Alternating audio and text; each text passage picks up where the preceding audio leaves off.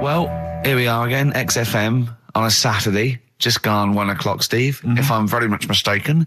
But we're not here as such. We're away again, gallivanting around. We've got to do the special sort of best of again. Okay. Which we did a few weeks ago. So this is the best of the last 3 weeks. Which I think is, I think it's the best 3 weeks we've ever had. But I'd like it condensed into 2 hours. Yeah. Yeah, some great music as well in there. Yeah, there'll be some great music interspersed with fine chat that you've already heard. Yeah. Except this bit. This bit's new. We've actually, out of the kindness of our heart, we've come in last week. Yeah, yeah. And we've done a few clips just because we felt a bit guilty about shooting off. Yeah. Even now, having heard this link, I'm beginning to wonder if it was worth our time. Yeah. Well, should we play a classic link? Let's play, what, from the last 3 weeks? After this is Feeder. Alright, so, here's the first bit. Travis on XFM 104.9 Ricky Gervais with me, Steve Merchant and Karl Pilkington. We're doing Educating Ricky. Right, final one. Come on, Karl. Right, what was it? It was, why don't they just get a diary or some paper or something to write on? Yeah. Yeah. Because snappy. I couldn't think of a heading for it. It's basically, Go on. people who have tattoos, I've never understood it, right? That they have something put on their arm. Right, sorry. Have we started the educate? Is this part of it? Are you educating me? This is something that will be useful in my life that I didn't know about. Yeah. Go on then. No, it's just that they've got a machine out, right, that does tattoos. You come up with a design you want, and you this machine scans it, and you put your arm in this thing, and you press print or whatever, and then it does the tattoo on your hand or on your arm. Like loads of little needles that follow a pattern? Yeah, the computer, basically, yeah. Is it a real tattoo? It's a proper proper one. The fella said... well, as long as it goes out, it pierces the skin with a I just wondered if it's one of those kind of, those kind of... No, it must be lots of little needles or a moving needle that can go Sorry, along but it. how is this cleaned, in between each person? Dunno, probably... I don't know. Well, no, as long as it's only that. If it's one needle, it's just the head, isn't it? If it's one needle that moves, does it like loads of little... What are we gaining from a machine doing it? Just because they're going to sort of mess it up. But hold on, how do you keep your arm still? Because your skin moves slightly. It's sort of strapped to your arm. Right, and so it's spread... the fella said that the tricky thing was in all this... It was the fact that, nobody would let him test it out on anyone else, so he had to do it himself. But did it work? Because the thing is with a tattoo artist, they can see when your skin's moved and they can see what they've done and they keep wiping it and looking, whereas a machine's just got to trust itself. Yeah. So I think one needle could go wrong. If it was a lot of needles, that it just came down, 1,000 needles that was an imprint. Yeah. But obviously I'm asking someone who hasn't delved any further than there's a machine that can give you a tattoo. That's all you've got at the moment, isn't it? Well, basically... That's all you've got? That's what I've got, because I'm not a fan of tattoos. I don't... But where did you read this again? This was... Internet? This was on the internet, yeah, it was, yeah. Okay. And I just don't understand why people do it. That's what got me attention. Because me... Sorry, what have I learned from this? That if you wanted to get one... you can get one done by a machine now. People say machines are sort of taking over and that, and there's another one. But it's just the fact. I don't know. So give us the snappy title of this education again. Why don't they just get a diary or some paper or something to write it on? That's what I always think when I see people with loads of tattoos. Like there's that fella who we were talking about the other week in Scotland who was covered 99% in tattoos. It's just like, what have you done that for? Yeah. Do you know what I mean? You can't get rid of it now. You've done it now. Yeah. What sort? No. The Pope. Yeah. What semi? Sorry, Mrs. Robinson, we're gonna have to let you go. Yeah. Go on. You are the weakest link, Karl. Goodbye. Yeah, go on. The Pope. Yeah, the Pope. Yeah, we've got the Pope. Yeah, that's not strictly a question. He wears a... he wears a dustman's hat. He wears blimey trousers. Yeah. Does he live in a council flat? Yeah, he lives in a council flat. He wears a semi-precious stone. What's the stone? The Pope wears a semi-precious stone. What is the stone? You mean, what is it called? Yeah. What is it called? What, is it got like a kind of papal name? I think it's like, is it a 18-carat one? So we got to try and get the carrot yeah, of the Pope's big diamond. He calls it Dennis the Stone. Do they want the type of gem it is, like or is diamond, there some kind of jade, papal name for ruby, it? or do they want it like the Rosetta Stone, or I don't know. I can't. Play a record. Play 2 record. Let's not. Where's your head at? Basement Jacks. Right. Okay. Let's get this. Have we knocked this on the head? Then it's just not happening. Oh, here he is. Look. Here he is. Come in. How have you... Oh, God. I don't believe that. Oh, that's pathetic. I do not believe that. That's absolutely pathetic. Now, they won't believe this, will they? No. Right, No. if I say that Jonathan Ross just got his massive member out, and he is a big lad, come and sit down. I've got your tickets, Mr. Gervais. Thank you. What's going on here then? I mean, why are you dropping off tickets? Well, because, you know, in the spirit of the Comedy Awards, we like to have the rising young stars of the British Comedy That's Awards. right, and that's me. Well, we couldn't find any this year, so we've asked Ricky whether he would sit in the rising young star seat, and I wanted to deliver the tickets personally, so there's no excuses if he doesn't turn up later. Yeah. I always suspected that you were sort of pretty well endowed. Yeah. And now we've seen, it's on webcam. That was just one of my cocks. That's the one you're wearing today. Didn't we? Did We you? got in Don't trouble say saying that. No, we were in This is trouble. meant to be the happening young station. What's going on? No, you can't say stuff like that. You can't. Just careful what you say. Look up to Julian Clary. I- 10 years can of I- wilderness, and he comes back in the person line. 10 years And of the that can wilderness. happen to you. That's Jesus you're thinking of, isn't it? Just because you're on everything at the moment. I walked in here and I came in here and I thought this is the young happening place, and what do I see in here? 3 old men sitting. What are you talking about? I'm only 28, 27. You all look, you're Tracy. wrecked. You all look wrecked. You're Well, that's because we're always partying. I was looking for some youngsters. Where's the youngsters? I wanted to see some tight leather pants. I wanted to see some foxy chicks hanging on you every word. What is it? It's a bunch of old blokes and a bloke out there washing up in a sink. But look at him. He even dresses for radio. Look This at is him. ludicrous. It's amazing. Looks like you're I love the fact you were on the phone to Gervais last night, weren't you? Asking his advice on clothes. Look at him. He's going for the man down the DSS. I like that look. That's a nice look. Have you got a single pair of trousers that aren't elasticated at the waist? They're maternity jeans, aren't they? They've got a whole panel that puts this The forward. thing is, what I do at the end of the week, I can pop these in the pan and I can make a nice soup with all the food that's encrusted in At them. his years as a homeless coming to the fore there. Look at you, But one why- step away from Lawrence Llewellyn Bowen. I'd like to be that bit closer. But why are you dropping off tickets? Are you a little bit... Because I thought you were married and stuff. Why do you suddenly got this obsession with Gervais? Because I'm a bit rough, ain't I? yeah, it's like when you see Dale Winton out with those rough boys. I'd like to get one of my own. When a top celebrity in a lovely looking suit walks down the corridor with his penis out, Yes. Yeah.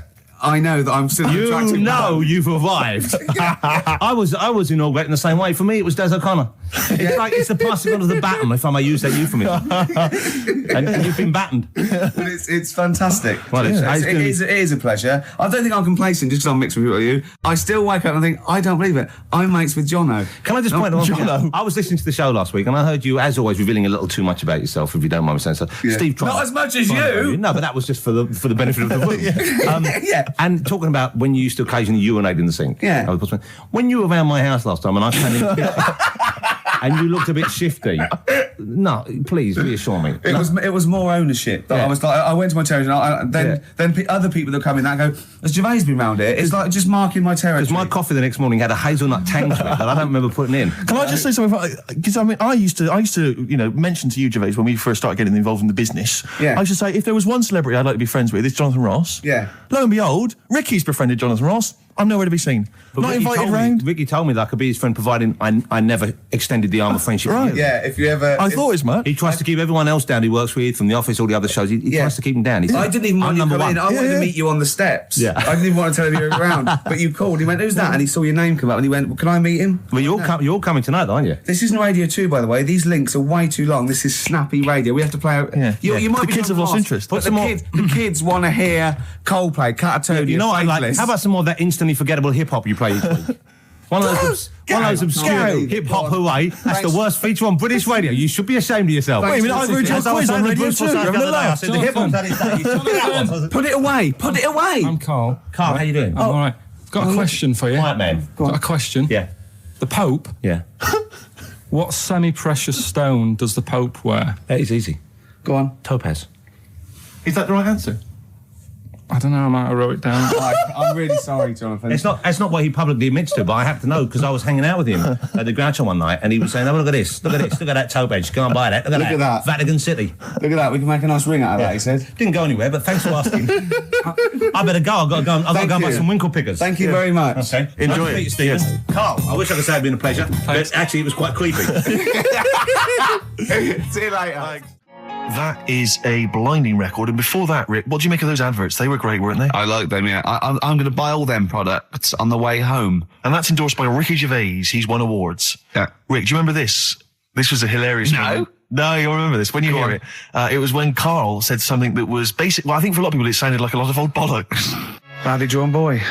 All possibilities on XFM 104.9. I'm Ricky Gervais, with me, Steve Merchant and Karl Pilkington, and a few new characters. Steve. I can't believe As you said, I know you love Moyles and his sort of wacky stuff, and Chris Moore, Edmonds, one of the greats, and Edmonds, and just all the. No, well, I'm going to go along the same sort of vein. I've got a couple of. Can I do a little? Can I show you one? I'm excited. Okay. Well, it always starts with a sort of doorbell. Okay. So it goes, ding dong. I go, oh no, hold on, Steve, hold on, Karl. Who's that at the door? Yeah. Hello. Oh, hello. Oh, look, it's Camp David, the right queer gay. Oh, hello. You look all gay today. Is that because it's nice weather? Oh, no, that's not what it means. Oh, have you got a girlfriend, Camp David, the right queer gay? No, but I've got a boyfriend.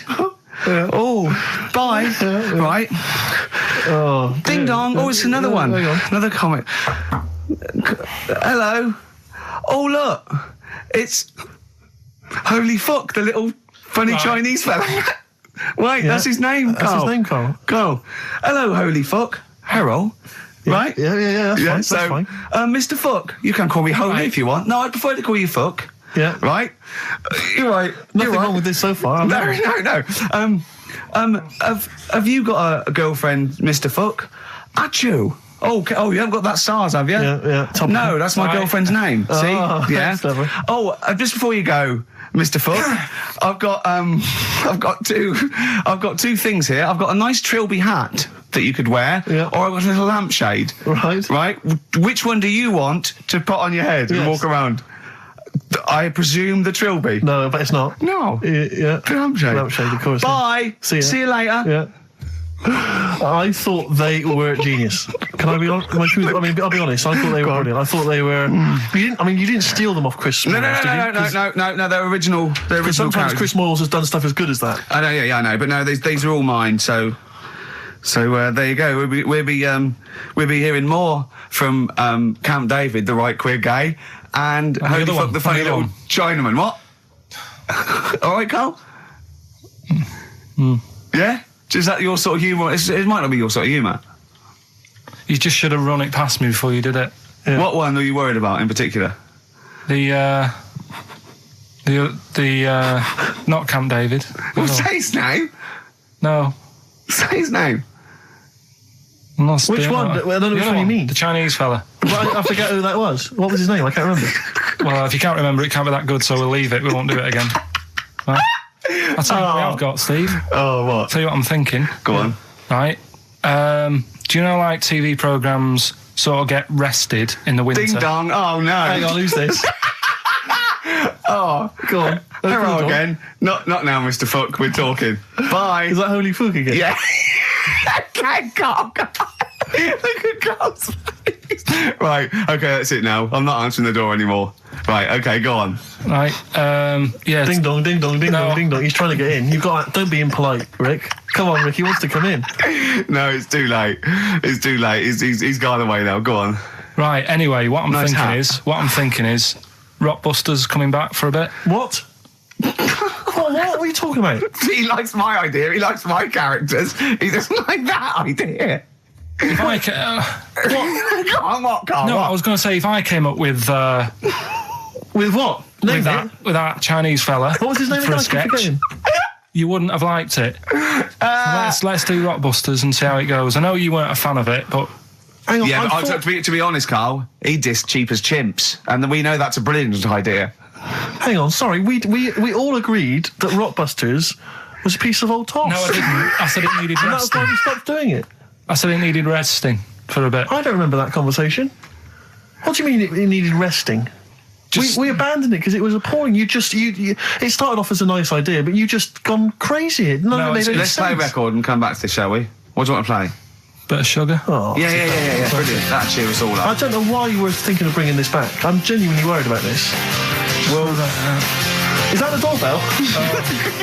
Right then, which leads us nicely into... Knob news. Oh, it's the welcome return of knob news. Right, okay, it's very much like the news at 10, this, isn't it?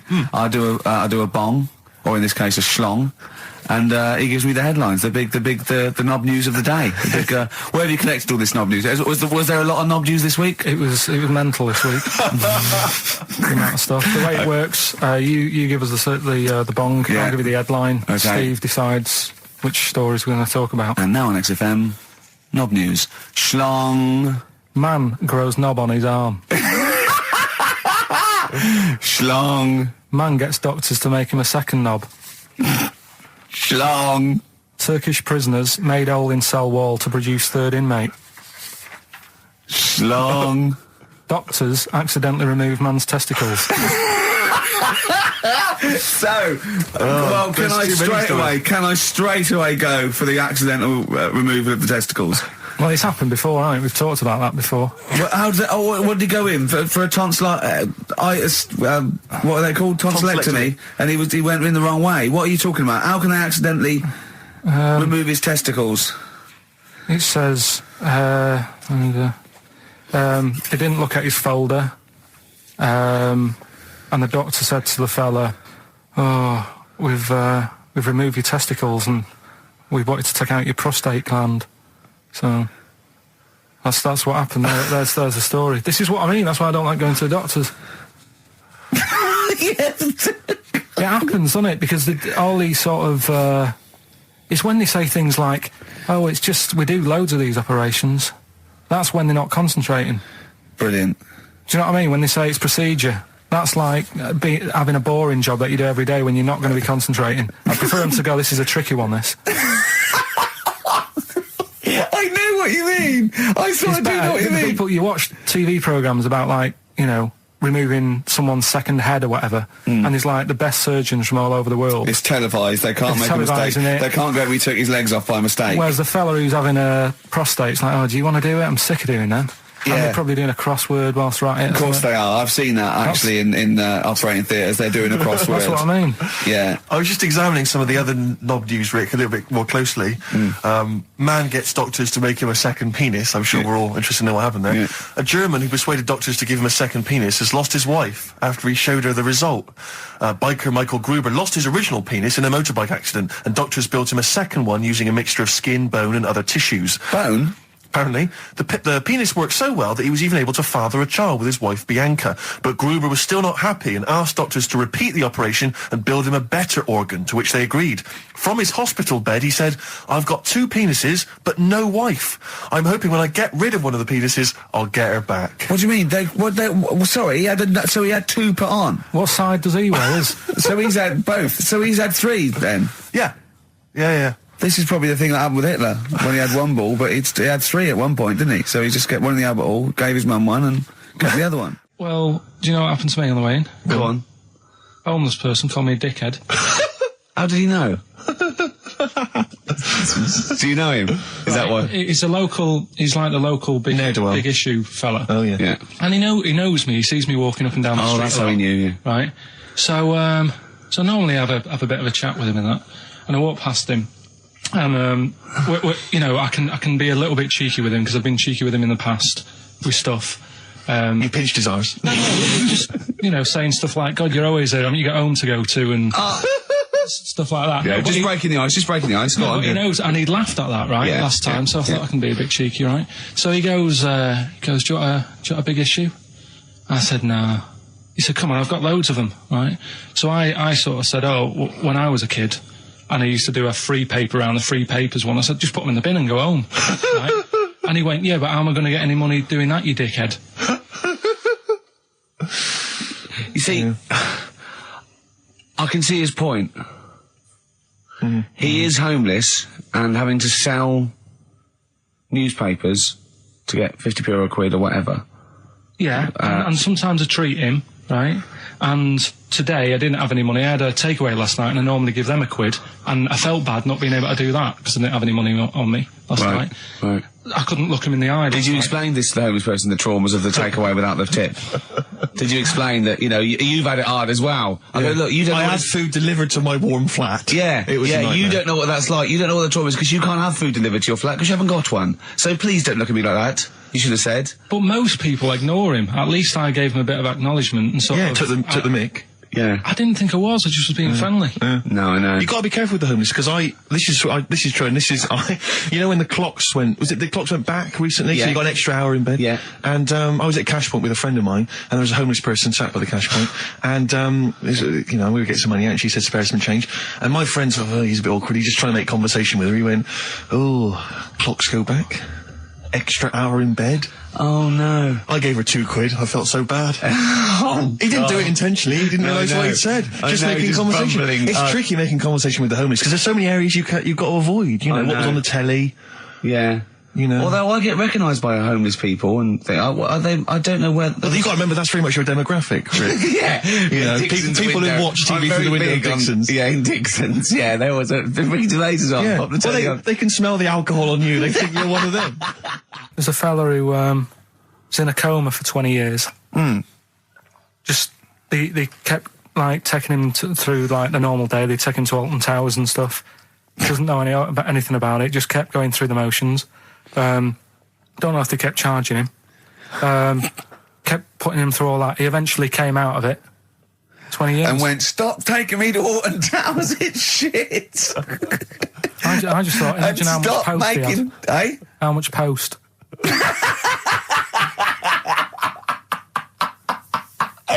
Oh, Did you read about that guy in the paper, Carl? He, on the internet. He in about, I think it was about 1984, 85, he had a terrible car accident. But this must be it. He went into a coma. This must be what he's talking about. Well, they didn't take him to Alton Towers. Of course they didn't. But you've got to try and decipher the truth from the conjecture, from the thing that don't forget, Karl realises that he's had a dream. He talks to Suzanne and goes, that was good, wasn't it, last night we were in the plane? She goes, no, that's a dream. He goes, oh yeah, where's my cornflakes? You got to, I can now decipher what he's actually seen, what he's read. Well, go on, what did you... Well, I'm assuming it's the same guy. It is the same guy. It was a guy in some small American town, and he'd had a car crash, and he'd gone into a coma, and his wife had left him. She'd gone on with her life, because he'd been in a coma since then, and he had just woken up recently. Marriage wasn't working. Marriage wasn't working. He just wasn't paying enough attention. She was pregnant at the time, and so now his daughter is basically the same age as he was when he went into the coma. And he's just started coming around. He's just started making jokes. They said, how do you feel? He said horny, which I thought was quite witty for a man who'd been in a coma for however many years. But anyway, so he's slowly trying to rebuild what life he can. What do you make of that, though? Because the thing is that he's missed. Imagine what he's missed, Carl. Imagine the music that he's missed. The Live TV Aid. programs. Missed Live Aid. Live Aid. He missed Phil Collins playing in 2 continents in one day. Frankly, I'd be devastated if I discovered that. Missed Bros. Yeah. Yeah, so he doesn't. So he put on ripped jeans and they go passe. They just have to send him a series of those I Love 1986 programs with Kate Thornton filling him in on what he's missed. Peter Kay reminding him of space operas. Yeah, he remembers those. Talking rubbish. Yeah. So extraordinary, though, isn't it, Carl, to think? No, obviously. So had he aged much? Because he hadn't had any problems or anything. No worries. Well, he probably wouldn't have, physiologically, he probably wouldn't have the wear and tear of a 43-year-old man. Because he wouldn't have had sun, he wouldn't have had sort of nicotine, beer. Unless they were just feeding that to him. Anyway, still. Yeah. So you'd feel groggy, though, wouldn't you? Yeah, you might feel a bit groggy, yeah. Well, he's not fully back to normal. I mean, there's some kind of residual brain damage. Yeah. But nevertheless, he can form sentences. He's got no real memory, so he can't remember a lot of things. It was just when I saw Carl, have you been in an accident? XFM 104.9, we're not here. This next clip is one of my favourite clips. Look, it needs no introduction. Here it is. Yeah, Rick, I don't know, I just wanted to bring your attention to this. Someone passed this on to me. It's from the Guardian's media website. There has a sort of website that's dedicated to kind of media information. Is this about our complaint? Well, the headline is Comedian Rapped Over Radio Innuendo. Right. Jessica Hodgson has written the article. Are you familiar with this? Have you seen Well, this? be careful now, because we actually got a complaint, and people don't know this, we got a complaint upheld, and Well, all of this we're very sorry. We didn't mean to offend, and it was a while ago, so we are going to be very careful. Carl's getting very nervous. We're just going to read out. We're not going to editorialise, Carl. We're just going to read out what the Guardian printed about us. All right? Okay. Comedian Ricky Gervais has had a dressing down from a broadcasting watchdog for his repeated use of the word cock in a lunchtime radio show. That's all right. That's what it says. Fine, Carl. that's what He's not going to say it again. He's not. Yeah. Go on. Imagine this is the news and I'm reading it. Yeah. The Broadcasting Standards Commission upheld a complaint against the comedian for coarse sexual innuendo in the programme on London station XFM. The Commission acknowledged that the presenter's remarks were intended to be humorous, but took the view that the amount and detail of the coarse sexual innuendo had exceeded acceptable boundaries for broadcast, said the BSC in a statement. The complaint objected to a section in the Comics Saturday afternoon show when he discussed the different meanings of the word cock. Gervais wondered aloud whether the word was acceptable when discussing birds, but not the male sexual organ. A BSC spokesman said the comedian went on and on about it for nearly 5 minutes. XFM, a self-styled alternative radio station, said in its defence that its remit was to provide cutting-edge programmes for a youth audience. The station said the programme's brief was to include elements of alternative comedy within certain shows that would not fit within a more mainstream radio station format. In this particular show, it was not the presenter's intention to shock when they took a humorous look at how the English language could be construed in different ways within different contexts. Gervais, whose big break was on Channel 4's 11 o'clock show, has shot to household status through the portrayal of David Brent, the middle manager from hell in BBC Two's cult show The Office. Just in case you didn't know who I was talking about. Yeah, he's a household name, but they just thought you might not have clarify. heard of him, but he is a household name. Now, that's good. That's good reporting, and they're quite right about it. And just to remind people, it was when Steve said the only bird that hasn't got a penis is the swan, and I went on about the male bird being called the cock, but I couldn't use that to mean, and it was childish. Yeah. But what annoys me is, I'm sure I've heard things on like Radio 1 like that. Oh, what's what's her name in the morning? Sarah Cox. Yeah, and there's a DJ like Karl Cox. Yeah, so you got Carl. What's the matter? I'm just saying. You're just saying there's a pair of DJs on. Yeah, but we've done this. And what are you talking about? We're just talking about names. They're just saying the names. Now, I love cocks in the morning. You're a big fan of cocks. And at night. What's the matter with you? Come on, Carl. All right, we've taken it. Have you actually been rapped over this? No, I don't know what. Have you had means. A dressing down?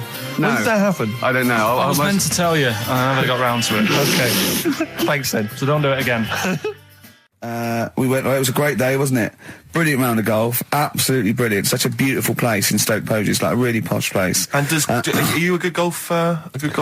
Well, we'll get to that. Oh, okay. Wow, he bought the shoes especially for it. Oh, I'd love to have seen him in those little shoes. I know, and they were no good because they were metal spikes. We had to change them. He was annoyed straight away. He spent over £22 on these golf shoes. We hired a buggy that was brilliant fun. I was bombing along, wasn't I? I don't drive, but it was great on that buggy. Well, you've been on a buggy with me and you were a bit scared. Yeah. What I nearly killed us once. I was just taking banks and things, but you don't see sort of bunkers, and he'd scream and go, "Stop!" And he'd put his foot down the brake, and then I reversed. At one point, he sort of did a handbrake turn next to the lake, and then we had to reverse, right? And you just flick a switch and put your foot down. He did that without looking. I look behind, there's a big oak tree there. He screams, "Watch the tree!" Right? He's so Dukes of Hazzard. I kept jumping in and leaving him behind because I had to go to my ball. Because anyway, the first shot, I got on my driver. I honestly did one of the best shots I've ever done. It went straight down. It was great. I thought, phew, got away with that because it's always the first one because it's a clubhouse and you want to look good. Yeah. So. He tees up, and I've been saying, buy some balls. He just got 6 balls. I was going, what if you lose me? I won't lose 6 balls, right? He tees up, right? Whacks it. It goes miles, like right angles, straight into these the woods, right? He turns around, he goes, go and buy some more balls. So I'm laughing because it's like impolite to laugh, but he broke the ice for me, and I was falling around. And then his second shot, I go, you're off a 3 now. If you take another shot, he went, oh, right. So it's his third shot. He puts the ball down. He hits the ground before it and misses the ball altogether. And I was on my back, wasn't I? Unbelievable. Actually rolling about on his back. And we were terrible. I went round 107. He went round in like 119 or something. Sure. It was just rubbish. How long did it take? 5 hours. Of course. And there was no one around, luckily. But it was fantastic. So then we go and have our meal. What annoys me, I said, right, I'll go for a run. He went, I'll have a bath. I said, I'll see you at 7:45. At 7:55, I have to call him. He's not ready, so he's let me down there. I can't stand lateness or laziness. lateness. Yeah, and he's let me down. Do you know his excuse? He fell asleep in the bath because there was no light bulb. There's no light bulb in the bathroom. So instantly he fell asleep. And he was late. No, do you know what I mean though, Steve? If you're sort of like nice and warm and what have you, I was tired anyway. I've been stressed out for 4.5 hours, right? My life flashed in front of me a few times in that buggy. So it's all sort of wears you down a bit. I thought, right, I've got a headache. You're going for your run. I'm going to have a bath. I walk in, put the light on. For some reason it didn't come on, but I thought, it's all right. I'll just, doesn't matter. You can have a bath in the It's summer, so it's light anyway. Well, there's no windows in the bathroom, so... Yeah. So you were in the darkness? So I'm in the darkness. I nod off because I'm shattered. He calls up, hassling me. So I said, well, it doesn't normally take that long for me because... I haven't got, like, long hair. I've got a dryer and I can sort of one wipe. Yeah. He's already 10 minutes late, though, when I called. Well, 10 minutes. 10 wow, minutes. lateness is lateness. Next. Doesn't matter. Dinner wasn't until 7:15, so we had, like, another 20 minutes anyway. So it doesn't really matter. Yeah, but we said 7:45. So he's calling up, hurry up. So I said, yeah, all right. So I get out and dry and like my tackle and what have you. Calls back again 30 seconds later. No, I don't, I don't like that. Not gonna do that, no. Give it a wipe. 30 seconds later, come on. So I end up going downstairs to the meal area, naked, with a wet shirt on and wet socks. I've got headache as it is. Meant to be a relaxing weekend. But anyway, so we have our meal, which is really nice. And then we're sitting in the bar. I'm having a cigar by the fire. Yeah. Like, we're having a rather nice Pinot Grigio. Yeah. He's there going, I've got headache. Is this 1955 that you live in? I know. Yeah. It's so right. And we are knackered because he's not used to work. I've seen him moaning, falling asleep. He's not used to it at all. And you've been on your feet for over half an hour. Yeah, right. So we didn't even walk around the golf course. We had a buggy. Yeah. It wasn't even exercise. Like Cole, she's a girl and I'm a man. Good, that, innit? On XFM, 104.9, Ricky Gervais, Steve Merchant, Karl Pilkington. As ever, Rick, there's always someone who steps in to defend Karl. Okay, what is the defence? Here's an email from Scott Coomer. He says, Karl is actually right. I've got an A-level in statistics and probability. It doesn't matter how long they have and how many monkeys you have. You cannot guarantee they would type the complete works of Shakespeare. Infinity makes it probable they would get it right, but not definite. Yeah. Well, yeah. Yeah. That's what I was saying. No, you weren't saying, Karl. You don't understand it. Infinity sort of sorts it out. But if they do anything, they nearly do everything, won't they? No, I mean, they'll give it a good shot. No, that's not the point. But the I'd point be is surprised if they did one page right. Right, listen. It's not to do with consciousness. It's not to do with them aiming. They are just bashing away at the keyboard. It's like they're used to show that there isn't consciousness. They chose the chimpanzee because it can type, presumably, hit the keyboard. It's because they hadn't come across you at the time. Yeah. It's to take out thought out of it. It's to take out reason and trying, right? It's just random. They're saying that if you typed enough things, if a computer was left typing everything, if you left it for an infinite amount of time, and they chose Shakespeare because there is meaning behind it, and it's difficult to get it exactly right, to show you that Infinity would come up with it's not just Shakespeare, it's every novel. It's everything. Fairly eloquent there from Gervais. A quick riposte, please, from Karl Pilkington. No, I'm just saying, what I don't understand, if it hasn't read it, then how does it know where it's going? Listen, right, listen, right, Can I just explain to people, right? Some people have said, why are you cruel to Karl? He drives me mental with things like that. What do you mean, well? Can I just, let me just take a breather for How do I do your editing? He keeps coming in the week. You know that I work here properly, in the week, don't I? Yeah, I've got a proper job, Yeah. Should be 9 to 5, but I normally get in at about 8 o'clock and work. A lot of people getting 8 o'clock. Working hard, trying to do my job. 3 times this week, I've been rushing around. I walked past my little studio. He's sat in there, all right? Now, because I've got this sort of job, I can get away with it. I said to him, if I was a doctor... would he keep coming to me practice? If you were a doctor, there'd be severe problems with the NHS. Imagine that. The standards would have lowered so much if you can arrive at the hospital, you're a doctor. Pop in, I'll go to lunch, don't we? We have a little lunch break, don't we? I go, come on, let's go now. He goes, I'm busy. I go, come on, let's go now. He's going, no, you're doing me head in. Well, when I was talking about the monkey conundrum with Karl, he said to me, right, if I had a day off work, and I was, say, watching the TV, and with one hand I was typing a typewriter, would I type Shakespeare? I mean... Yeah, but you see, there's certain things. We were talking a little bit about this stuff the other week, weren't we, when we said, you were going on about Einstein, and I said he's not that good. E equals MC squared. It sounds good, but I've never used it and that. Right? I've never used it! You haven't used 2 and 2 equals 4, Karl! The fella with an apple fell on his head.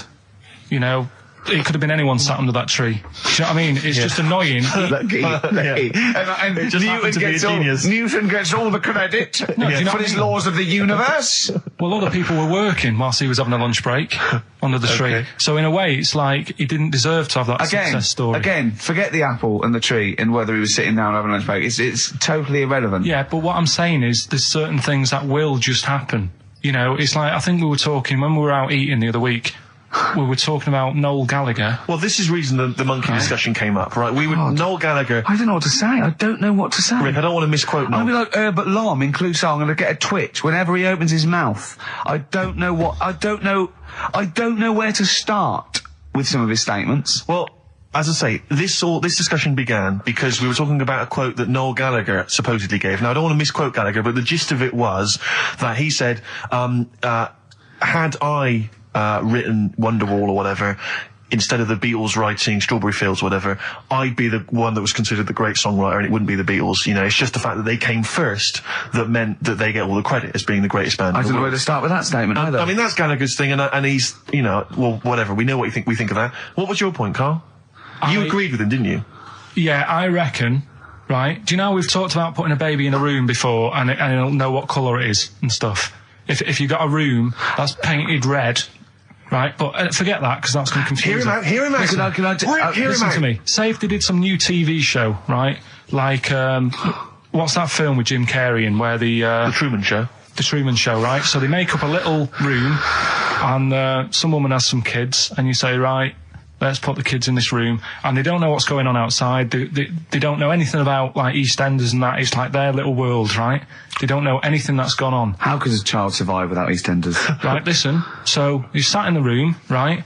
And then, when they're all asleep... Right, wait for this bit. Someone Have you heard this bit? Wait for this bit. They're all in a room. Yeah. They're asleep. Yeah. Someone pops in, puts a guitar next to the bed. Right? Nips off out again. They wake up in the morning... And one of them goes, what's this? They don't even know it's a guitar because they've never seen one, right? They're talking English, though. Yeah. We just left guitar out of the vocabulary. Right, so... There's plenty more to come. So, one of them will pick it up, and they'll go, I don't know what it is, and they'll start strumming, they'll go, that sounds good, doesn't it? Give them a few weeks, they could come up with Hey Jude. Whereas, typing Shakespeare... A monkey that can't even spell. I see that. Can't answer it. I might come with you, Rick, if that's all right. We've got to sort out that Christmas special as well. Yeah, no, sure. All right, I'll see that. I'm shooting off then as well. Darkness growing on me. Love that, love the darkness. This is the Best Of Show on XFM 104.9. I'm Ricky Gervais, with me Stephen Merchant. Yes. I hope you're enjoying the Best Of. Depeche Mode there, and I Feel Loved. Who'd have thought Depeche Mode would have been that huge? I think I've seen little lads from Basildon with little plinky plonky sound. I thought that'd be it. They'd be like Visage or something. That'd be it. And now they're stadium rock fillers. They're huge. They conquered America. He went through some hard times. He came out the other way, and well done. But see, I think what you just said there is a very good example of why they are and why certain other bands aren't. Because if you think about it, for me, you see, whenever I think of a band name, if I see a new band's come along or whatever, I always use a very simple test, which is, can you imagine that you're the announcer at a huge event? Maybe it's like broadcasting around the world, like Live Aid or something. Nelson Mandela Or concert. it's a Nelson Mandela Freedom concert. Yeah. And you can imagine someone He's there. Nelson's there. Yeah, with the there. Spice Girls. Oh, they're all there. But you can imagine someone saying, ladies and gentlemen, please welcome to the stage, Depeche Mode. Yeah. Rolling Stones. The Who. Exactly. But you can imagine someone saying, ladies and gentlemen, please welcome to the stage, Visage.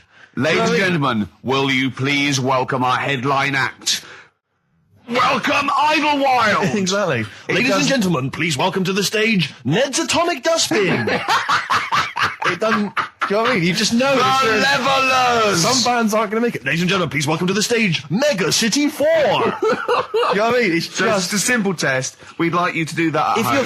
If you're thinking of starting a band, or you've just named your band, you're just beginning, just phone in, tell us, or email in, tell us what your band name is, and we will use that simple test. And we will do the test. Ladies and gentlemen, will you please welcome to the stage the Franken Walters. Jimmy Eat World. Ladies and gentlemen, please welcome to the stage Cooper Temple Claws. I don't think it's going to happen for those lads. It's a good one. It's a simple test anyway. But 100 reasons, please welcome to the stage. 100 reasons. 100 reasons I think would work quite well. We'll just give the email address, ricky.gervais@xfm.co.uk. But if you want, I'll pay for you to take history again. Carl, we'd love to see you get a C or above. And Well, we're I'll willing pay to... for you, and I'll get you some books. Right, now listen. We can, let's get, I reckon, when are the exams? June? Something like that, yeah. We'll try and register next week, and I reckon you can get an A or B. I'm busy. In history. No, don't worry about it, it's just easy. I get you Brody's notes. If Heat magazine, they love you, Carl. They could probably sort something out. They could probably pay for a tutor. They got a lot of money, they sell a lot of magazines. I mean, it is always, almost always, and you found that out, I discovered this, it's always the Tudors and Stuarts.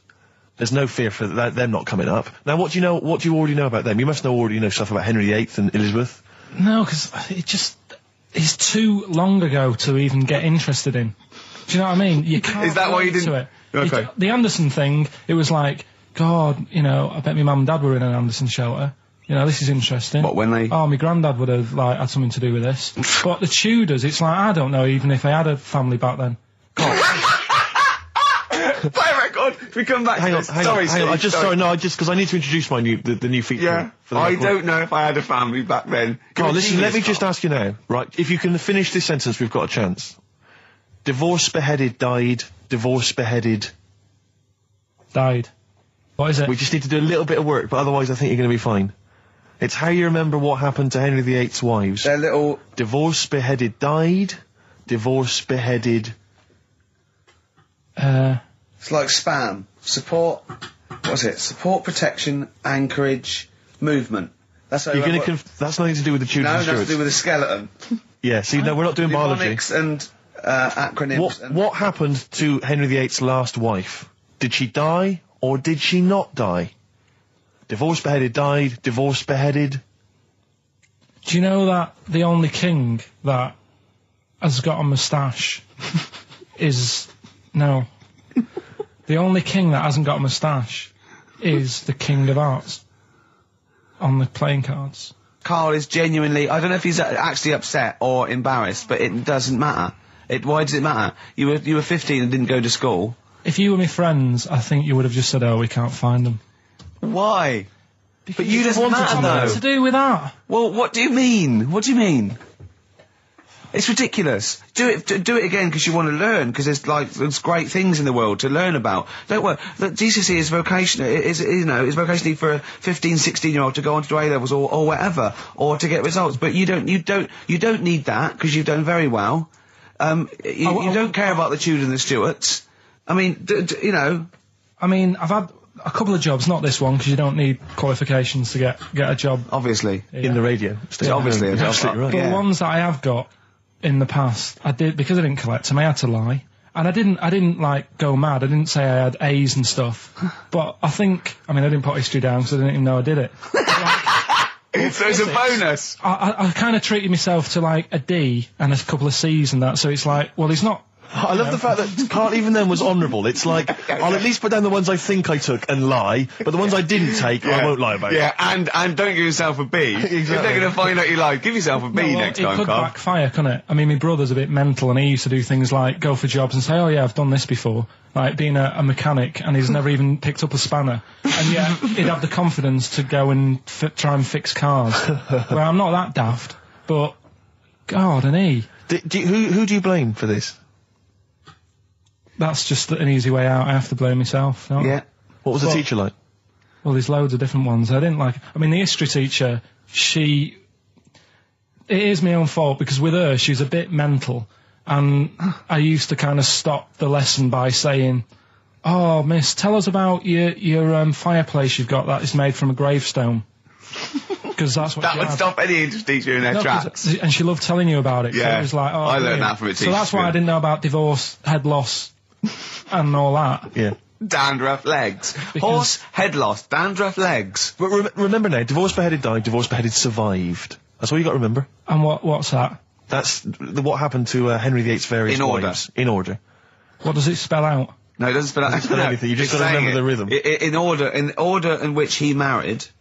Yeah, but it helps. It's like when my mum taught me the alphabet. She taught me as like a song. A, B, C, D, E, F, G. Yeah, constant. No, not like that. Huh. That's how everyone else could do it, and I couldn't do it that way. Right. What tune did she do it to? It was A, B, C, D, E, F, G, H, I, J, K, L, M, N, O, P, Q, R, S, T, U, V, W, X, Y, Z. I feel like, feels like Christmas Day. What, you didn't get the gift you wanted? Yeah, do you know that, like, anticlimax? Yeah. When, you've been looking forward to it for so long. Yeah, you know. Well, I mean, I knew you were looking forward to it. That's why it took you 14 years to get the result, and then it was 2 other people that got them for you. Do you wish that we hadn't done it? No. It's alright. It's alright, isn't it? What's your girlfriend going to say? I don't think I'll see her again. She likes a man who knows about the Tudors and Stuarts, does she? Yeah, first gladiator, then the... Yeah, you've been bluffing. Whenever she said, "Where did you go to Stuarts?" You go, "Good." Like, lots of things, but look, it's a bird. What happened to Henry VIII's last wife? I wouldn't... yeah. Oh, look, Friends is on telly. Friends is on. No, I just changed the subject by saying things like, you know, about the only king in a pack of cards. That threw off the scent. That threw us off the scent. That wouldn't fool an invigilator, would it? That's the thing. You can't use that one with an exam board. I said in the past to you, Rick, that my grandparents, so I love them dearly, but it's like for the last 30 years they've been waiting to die. I know. It's like they just sort of, it's like, you know, the novelty wore off of life. Life in the 50s. Yeah, they got kind of bored of it. Life, in the 40s, it was brilliant. All sat around the old Joanna as the bombs fell, singing. They loved that. The 50s, you know, that was great as well, because that was the post-war years. It was, you know, it was a bit tight in the pocket, but it was all right. Everyone pulled together. And then the 60s came along, all the crazy music, the funny hair. Let's stay in bed. Exactly. They basically stayed in bed. And it was one Christmas when my grandmother said to my dad, "What do you like for Christmas? What do you fancy for Christmas?" And this must have been, I don't know, 20 years ago. She said, what do you fancy for Christmas, Ron? And he went, "Well, you know, I could do with a nice big kind of warm winter overcoat." She said, "Don't worry about that. Don't worry about that, because your father will be dead soon. It's right, you can have his." Meaning my granddad. Well, to be honest with you, my father's still waiting. Which is good news. Good news for my grandfather. Less good news for my dad. He's freezing. He's freezing. He finds out, how is he today? He's fine. Okay. Oh, I'm freezing. It is such a weird mindset, that. I think it's that, to me, is what sums up people from that older generation, the 40s and 50s. And it seems to me that you've got that kind of mindset. It's like you were born in the 30s. And whenever you talk of your childhood, it's like you had like a big potato to take to school. And a hoop and a stick as a Christmas gift. The other thing is, I think that that sort of generation, it seems that the man is dependent on the woman. There's a total dependence. Oh, absolutely, If she dies, he's done. Yes. He's done for. He'd just pine away. If he dies, she's got 30 years of pottering. Absolutely, yeah. Do you know what I mean? Yeah, and going to, like, you know, the youth club and the church. I know what you mean, yeah. It's sort of like that. It's sad. Of course, it's sad for them, but it's sort of not the end of their life. No, sure. And it sort of is the other way around. I don't know why that is. Yeah. It's terrible. That's a little melancholy thought for I know, Christmas I've really brought it. You brought it down. You've brought it down. I've brought it. This isn't a nice show at all. This is terrible. Well, we're going to have people just killing themselves. What? Because my Auntie Nora, she same thing. Pumped her with loads of drugs. She used to have a cabinet next to the bed is like boots. She's got loads of stuff, right? For all sorts of stuff. And, I mean, she's not that old, but she's on loads of stuff, right? She's a bit coked up, is she? She called up my mum once. And, yeah, you told us this. Go on, tell it again. And she said, "Oh, how are you doing?" And that. She's all right. Bit worried though. My mum said, "Why? What's up?" She said, "I've been breaking wind." So she goes, "Well, you know." She says, "No, but this one is going on and on and on." And she was like, she was like, what do you say? What's like passing wind, farting for 5 minutes. one thing, not like, you know, trumping and then nothing. Yeah. Continuous. Continuous drone of a fart. Yeah. I don't think she had... How big was she? She must be the size of a barn. No, she's not that big. She's, you know, she's good for her age. No, Quite but I slim mean... and that, quite slim. No, It's but just- fine for 5 minutes. Where's all the gas? Was she circular breathing? Was she sucking it in with her mouth? It was just, I don't know that much about it. But she called up my mum. About 2.5 minutes in. Could you hear it in the background? 2.5 minutes in! 2.5 minutes in, she called my mum up, and it went on for a further 2.5 minutes. Oh. And she just stayed on the phone, did she? Where was... Going, well, can you hear that? Well, Yeah. Did she hold the phone next to her arse? Listen to that. She was off the I'm ground. trying to work a tune down. She was actually hovering. She was 4 Yeah. foot off the ground Yeah. when they found her, the ambulance Yeah, men. the cat's dead. Don't light a match! Don't light that cigarette! Yeah, it's like that advert. The kids come home from school, switch on the light. Yeah. Then they see Granny Yeah. hovering, turn the light on. Be careful if you have an elderly woman at home. Yeah. Drugs make you fart. so that's what I'm saying, you know, just let these people... What are you saying? No, wait a minute, what are you saying? I'm saying let people enjoy the life they've got left. No, you're not. You're saying don't put them in hospital, leave them at home to die. No, I'm not. Give them a Rubik's Cube and let them die. I'll tell That's what you're something- saying. Yeah, I'll tell you something now, right? Steve, Right. I'll tell you something. I didn't want to do it because it brings the show down, but she did die. Who, the blue-handed lady? Yeah. How do you know? Because I said to my dad, how's the woman next door? How's She said, Friday? oh, she went last night. They've got an old fella in there now. God. So, there you go. So, wouldn't it have been better to leave her at home where her friends and family can call and speak to her, even nip that round if they want, you know, with a cat, I imagine. No, it's definitely a cat now. What was that cat's called that you imagine? Probably, I'm seeing like a big ginger one, so I don't know, something like, I don't know, maybe ginger or whatever. Maybe I had a budgie. But that's what I'm saying, just let him enjoy his life, because dying in hospital, I wouldn't like to do it. If I went to the doctors and they said, you haven't got long life left, I'd say, well, I'll stay at home. Yeah. And that's the point I'm getting at. Yeah. Right? If you can't do anything for them, let them enjoy their life. Yeah, a Rubik's Cube. Right. Well, XFM 104.9. We're not here. Oh, it is a bit like being Dennis Norden, playing some great moments from the show. I was just imagining Dennis Norden one day, sort of just like waking up out of his stupor. He's doing this, and he'd go into the producer and go, I've just seen a couple of my programmes. I just saw It'll Be Right on the Night 18. It's shit. It is terrible. Why didn't someone tell me? Well, we didn't want to upset you because, you know. But I've been doing it way too long. Well, you could just let me go on forever. Well, until you died, yeah. Well, why can't my son take over? Well, he's 80, Dennis.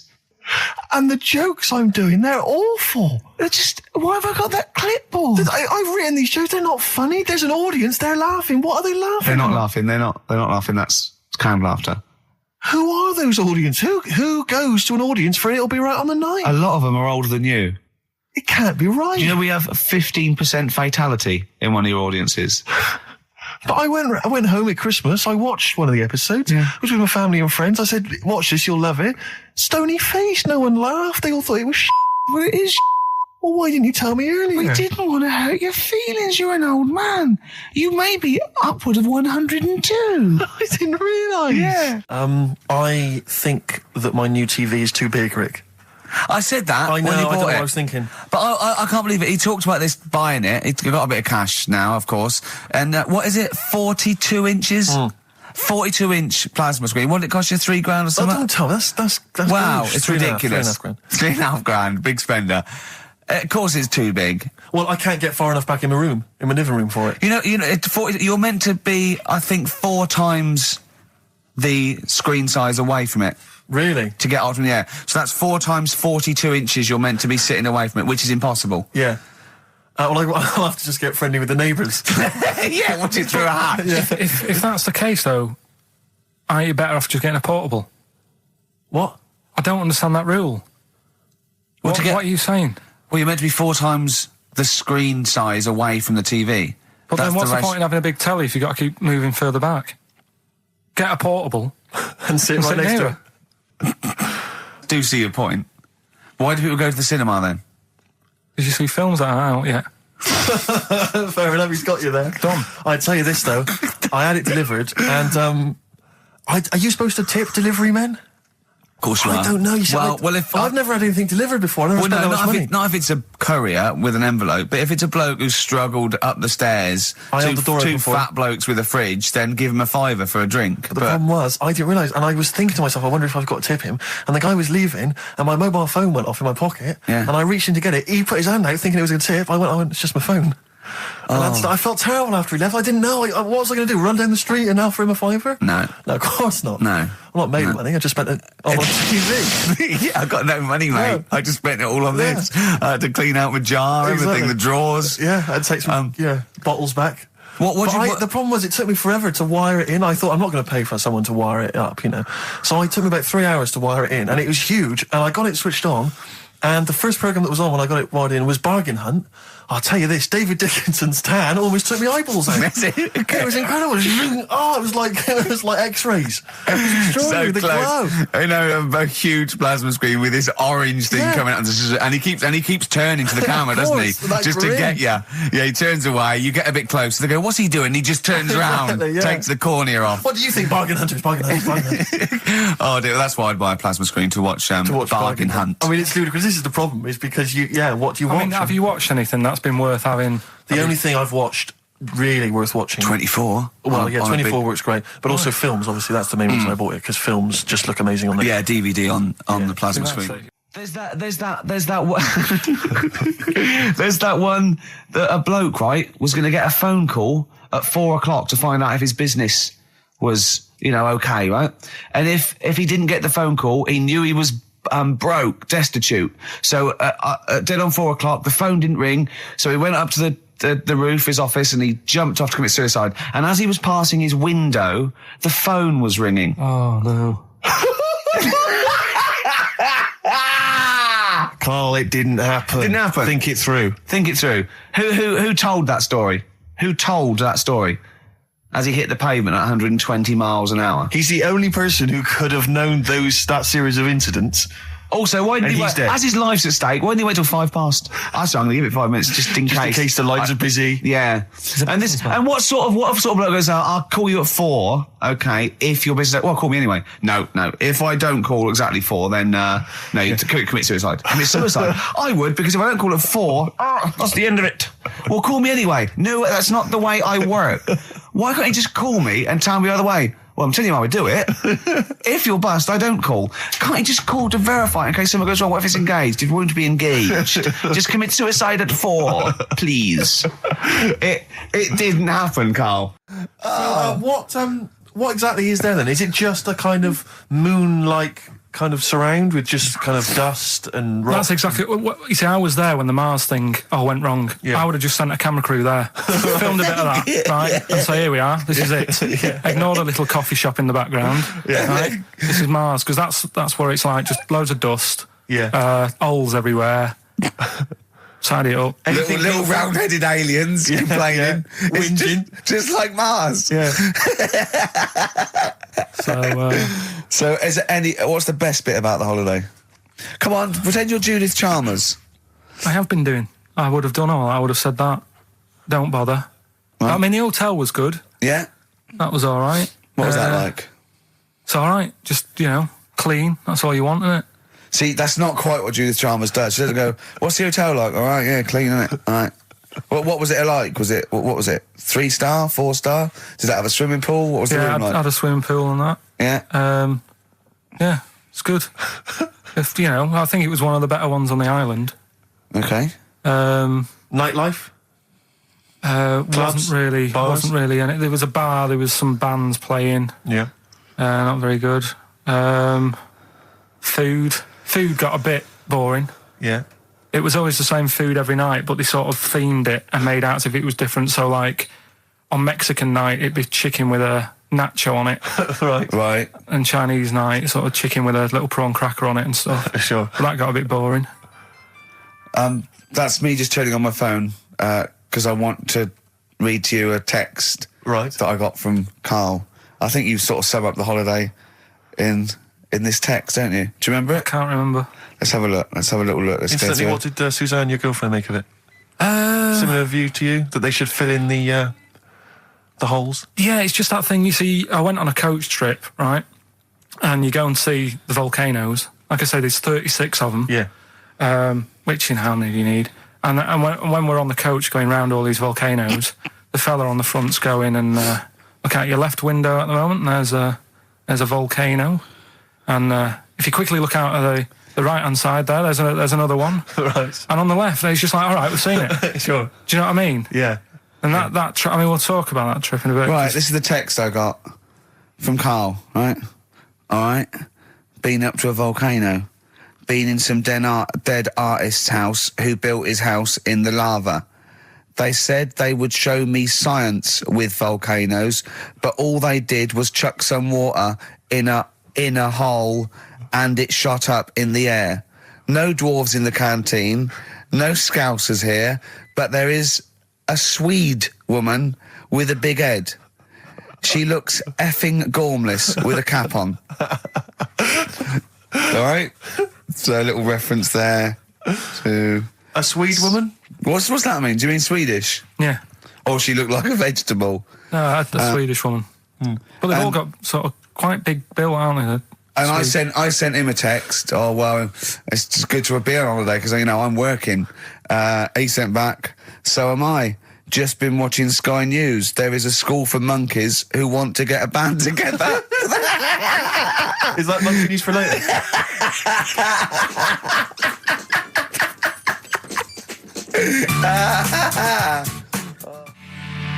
Oh My Corazon by Tim Burgess. I can't get enough of that. I love that chorus.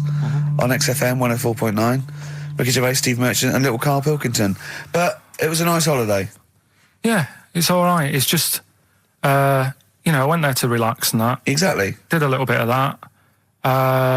Trying to think of some new, features and stuff. Sure, always working. 3 holidays a year, Jesus. Oh, well, not really 3. Oh, 2. It's all one big sort of like work thing to me and Steve. 2 holidays, isn't it? Work hard, you need the holidays. So, yeah, the things that annoyed me was like, you get bored, sat around the pool after a couple of days. I'd read my book. Yeah.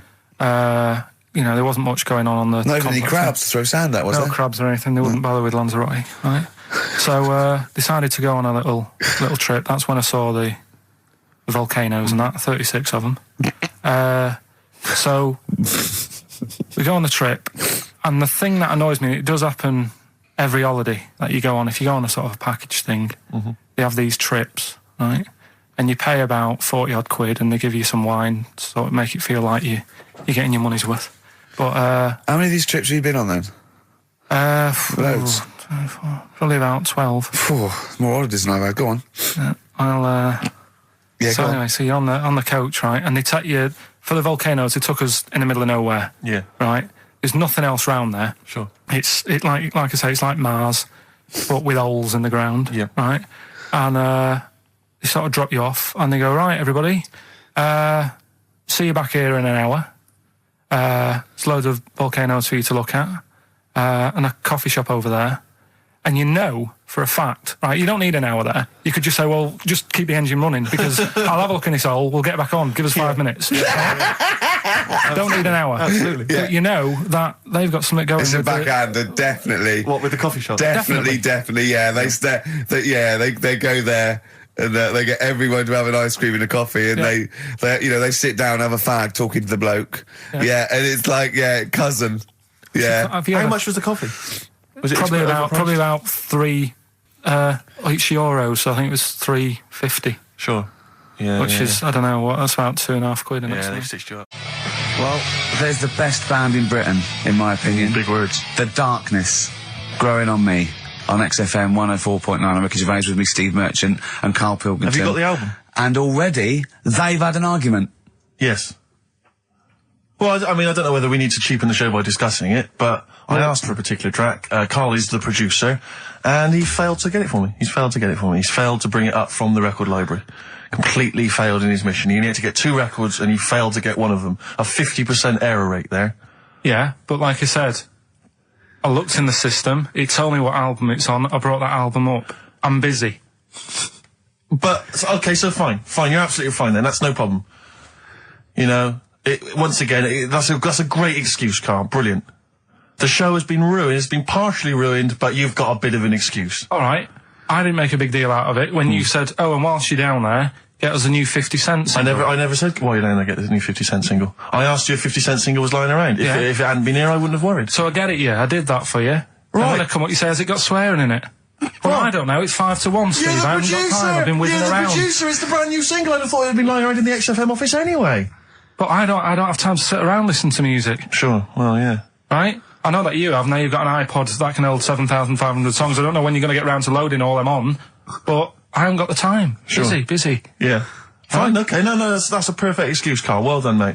Right. I just hope that I never have to depend on you in a real emergency.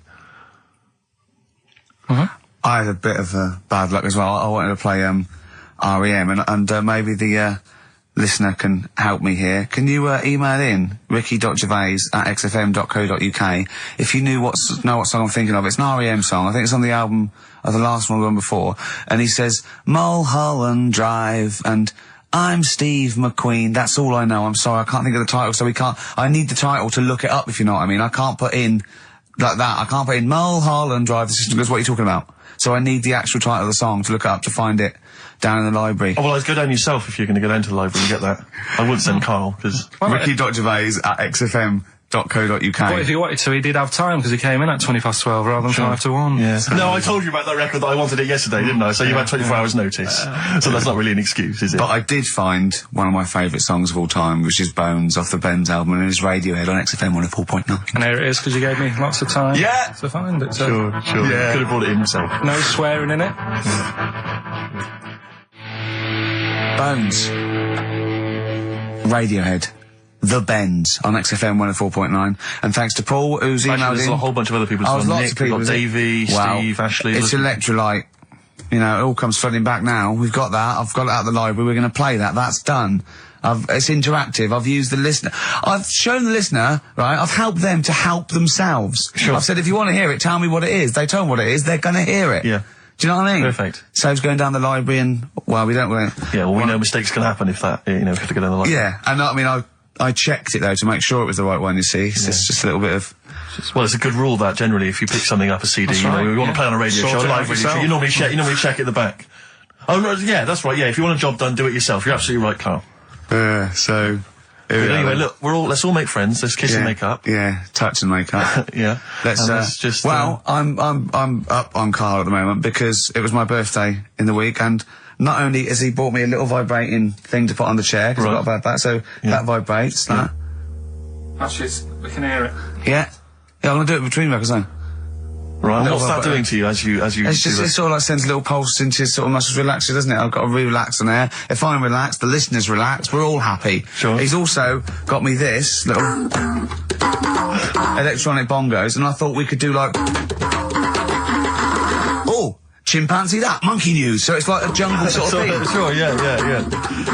Brilliant. Well, that's supposed to be one of the great jingles, but even has so that. I've got the vibrating... Oh, chimpanzee that! Monkey news! Dr. Fox, if you're listening, I think you'll know that's a clear improvement in this show. So thank you for those. It's alright. Yeah. What did you get him? What did I get him? I couldn't get him anything. I was too busy buying myself an iPod. You're joking? Well, it's a little bit gay, isn't it, giving gifts to blokes? Yeah, it is, but for someone who's like major... Yeah. Play a record. Someone who's major? What do you mean, someone who's major? Well, because he's a major celebrity? No, made you. Oh, made you? Yeah. Right. That's Yeah. Crazy Beat. Blur. Alright? On XFM 104.9. Brilliant. Yeah, so I also got... Jane got me a few nice presents, including my favourite of all of them, a real bow and arrow. A real bow and arrow? Yeah. Right. And what, you know, you're going to rob from the rich, I give to the poor. Yeah. I just got to make the little outfit. You and your merry men. She's got me like 2 yards of green felt. Sure, yeah. And I've just got to find and a tree house. Yeah. Someone who can make me a lovely little natty outfit. Yeah. Why has she bought you a bow? You live in central London, so where are you going to be using We've got this? a garden. I did it yesterday. I've got my finger though, because I'm meant to put protector, so it's just, it goes so fast, isn't it? Sorry, I didn't understand that sentence.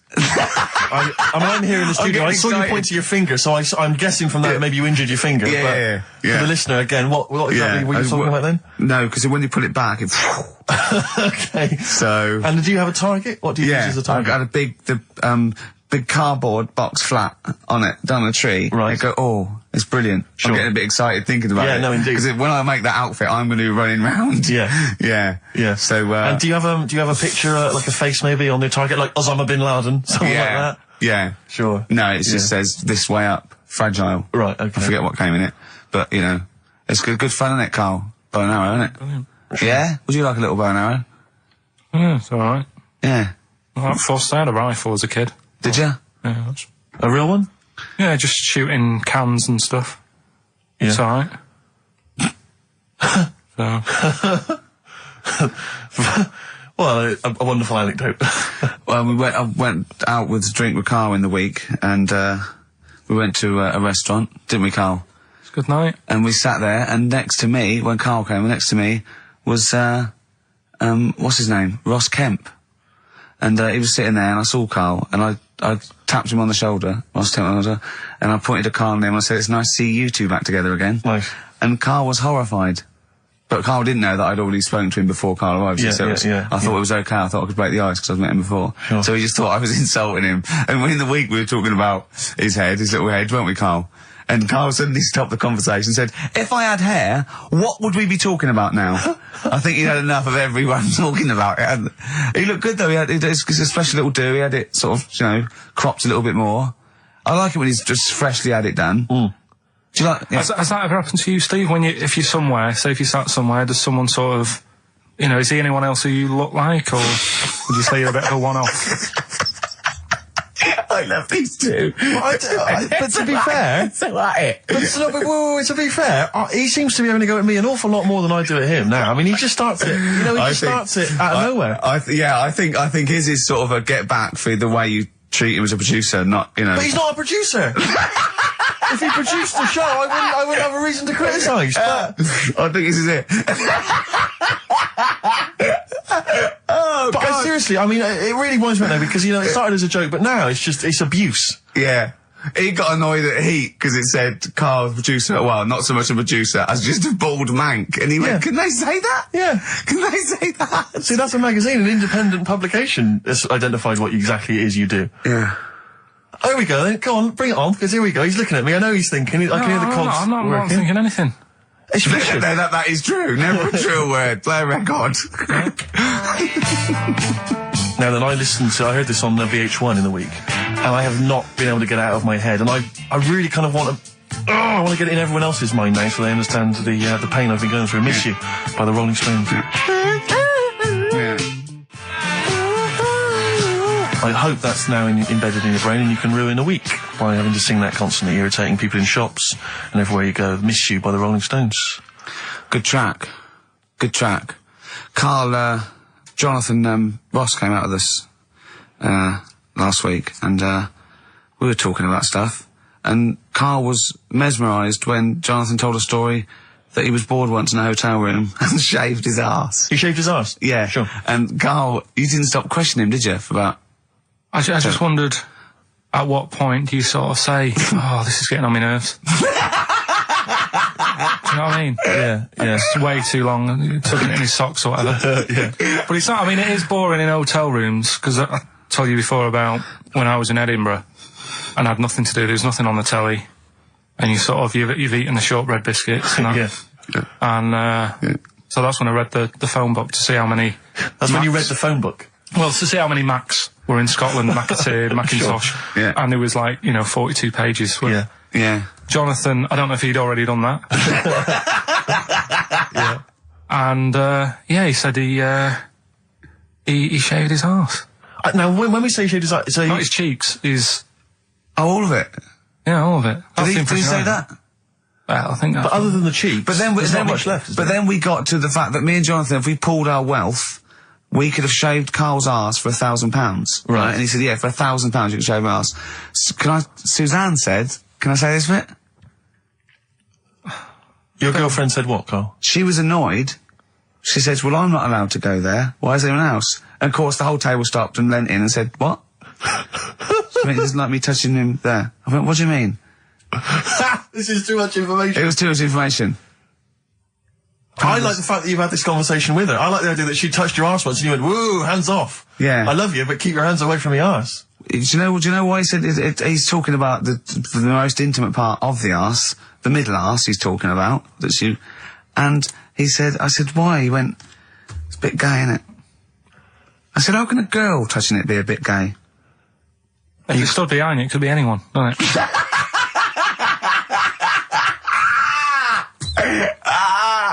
Oh, God. And it seemed, I mean, you can imagine the conversations we were having, right? And it's that thing that the waitress heard something every time she came over. She heard the word, cock on. Jonathan Ross saying I shaved my arse. Yeah. And, oh dear.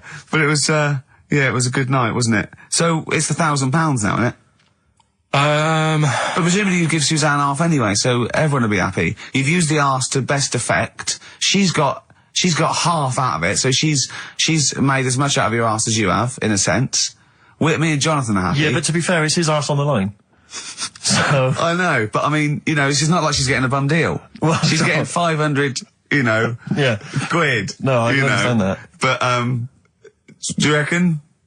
Just thinking of some more.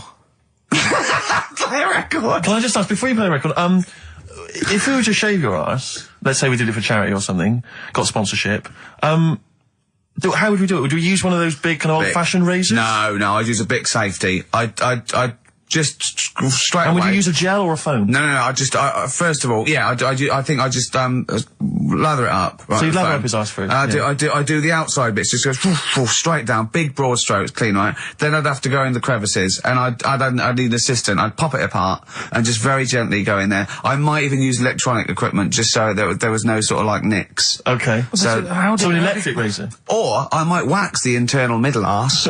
How did Jonathan do it? Because he did it on his own, didn't he? I use mirrors. Why do I'll ask him. We'll call him later. But, I don't know. Well, perhaps you listening have once shaved your arse, maybe during an exam or something. What I think, this is conjecture, but I think he was probably there. He'd had a shower. He'd shaved his face, right? I thought, well, he was naked. Looks down and goes, oh, what a hairy arse. Well, hold on, I've got the razor in this hand. I've got the mirror there. I'm not on stage for a good 10 minutes. Yeah. There's one thing I don't like going on stage with is a hairy arse. Bang, swing, wallop, done. On stage, thanks, see you later. See you next week. Yeah? What are you thinking, Carl? No, it's just how hairy was it? Do you know what I mean? How hairy was it? Because I imagine, you're saying mirrors and stuff. But how old is he now? He's 42. And they say your testicles drop quite a bit once you start getting old, don't they? Yeah. So he's got to make sure they're out of the way. Yeah, but I don't think I can speak for myself, as a similar age to Jonathan, that, there's millimetres in it. It's not like we tuck them in our socks in the morning. Okay. They're still in the same place. You really wouldn't know the difference. It wouldn't, if we filmed it in, time-lapse camera, it wouldn't be like a bungee jump. Do you know what I mean? They wouldn't be moving a lot. Yeah. All right. Do you think I told him he's a good-looking fella, Steve? Would you agree with that? I told Jonathan that he said that he just went for it as well. Yeah. So you spent a lot of time picturing Jonathan's naked arse. You'd let him give you money for arse touchery. Yeah. Whereas your girlfriend's got no chance, and you're saying he's a good-looking man. Do you want to play a record and think about what you've done? Interesting. 50 Cent, 21 Questions, new single from him. Well, me and Carl got a joint favourite lyric now. I love you like a fat kid loves cake. Yeah. That's great, isn't it? I like it because it's funny and humorous and cheeky. You like it because it means something, don't you? You think that's the absolute truth. If someone was to say that to you, that would be the most romantic thing they could say, innit? Because it's... No, I'm just thinking what it means. It's like the Elephant Man, right? The Elephant Man, that's what he's called. Again, you know what you're going to get. The fat kid loves cake. You've said it all, you don't have to say any more. I can't believe it. I'll tell you what made his day the other day. I love it. Jonathan Ross said The Elephant Man is one of the best films ever made. Yeah. Endorsed by a celebrity. I know. Well, by a film buff, really.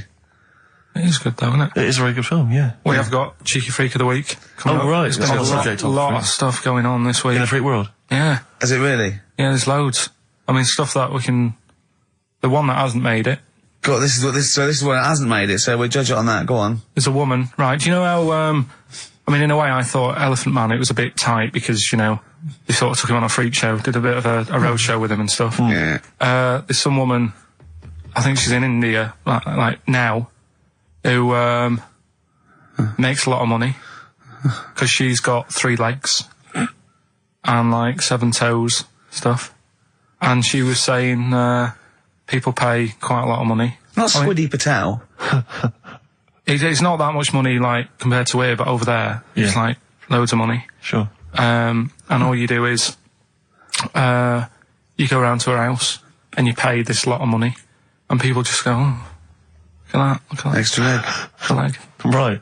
It's quite a lot of money in that. So she hasn't even got to go out on the road anymore, like in the old days? No, that's what annoyed me. It's like, well, you could get to them faster. You go and see them if they're paying the money. Sure. But yeah, there's... What she could do is go in and buy a pair of shoes, right, and then nick one on the way out, because they only put one out, don't they? Good idea. So she could get, you know, 2, 3 for the price of 2. Just one of the many perks of having Just 3 one legs. of the perks of having 3 legs. The other one is, I mean, keepy uppy. But she'd be good at that, wouldn't she? She just stays at home and puts her feet up. But anyway, that's not even Cheeky Freak of the Week. That's coming up later. Coming up later. Oh, brilliant. Now, Rockbusters, dead in the water, isn't it? We've killed that off, have we officially? We killed off Monkey News and Rockbusters. Didn't I tell you that there was some sort of petition for Monkey News? Was there?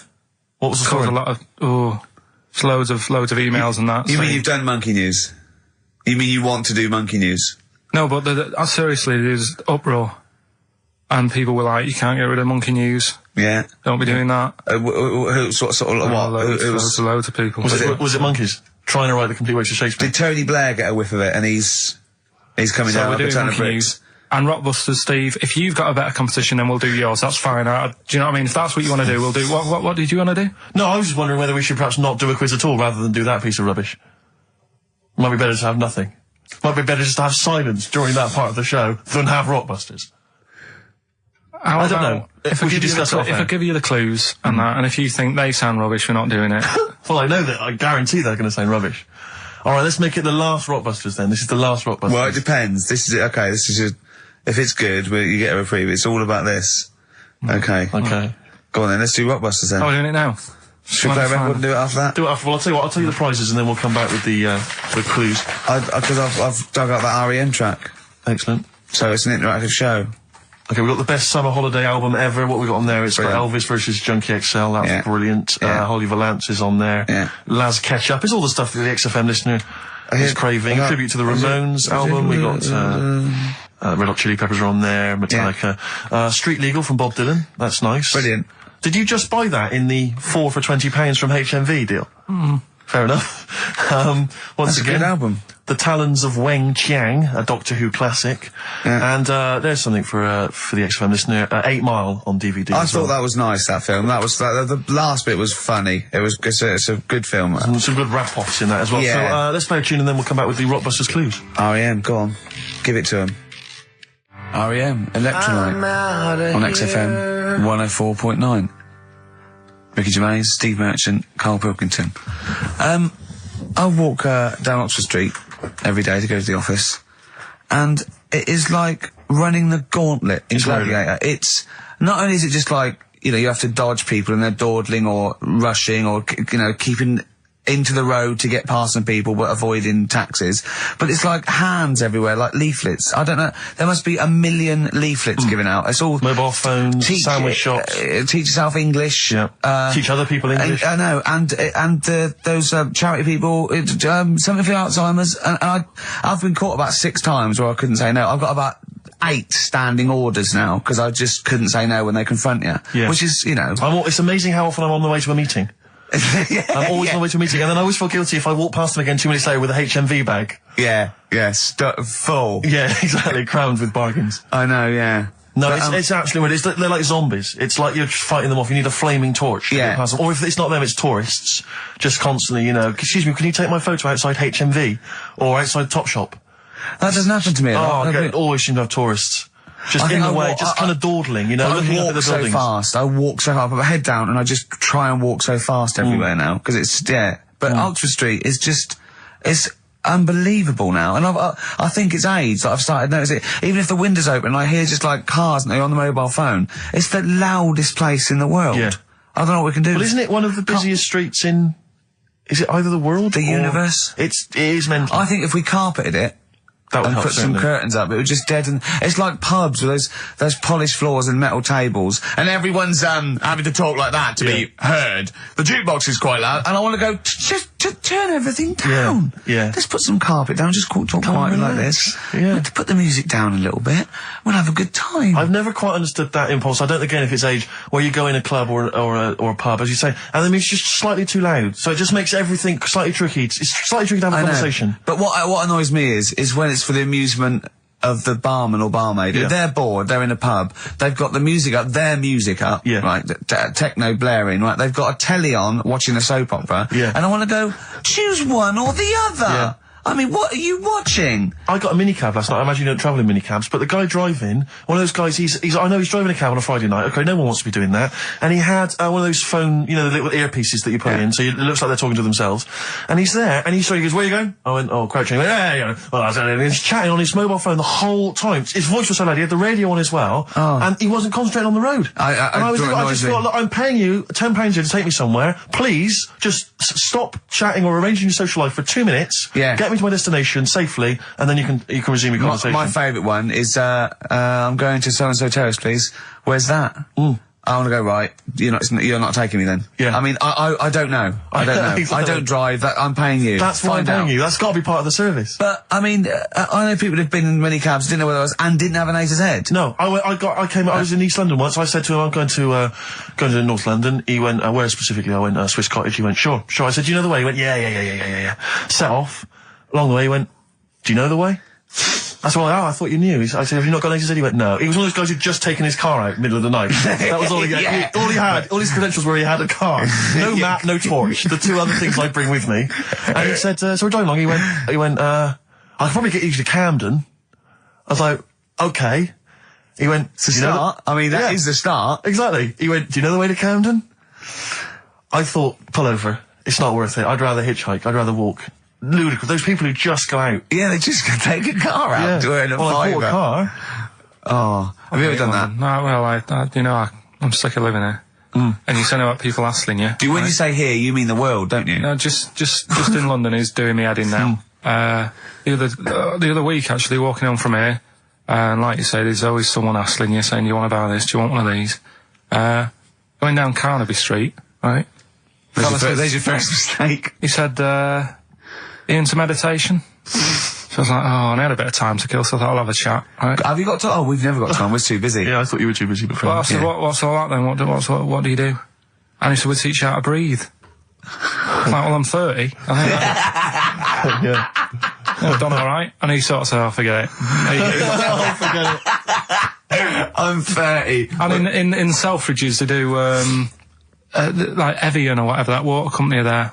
And they've got like little glasses of water, and you walk past and go, have you ever tried this? It's water. Yeah. Oh, here you go, we'll try it. You go, Jesus Christ, is that what water is? What have I been drinking then? You've been drinking piss and mud. Have I? I'll have a bottle.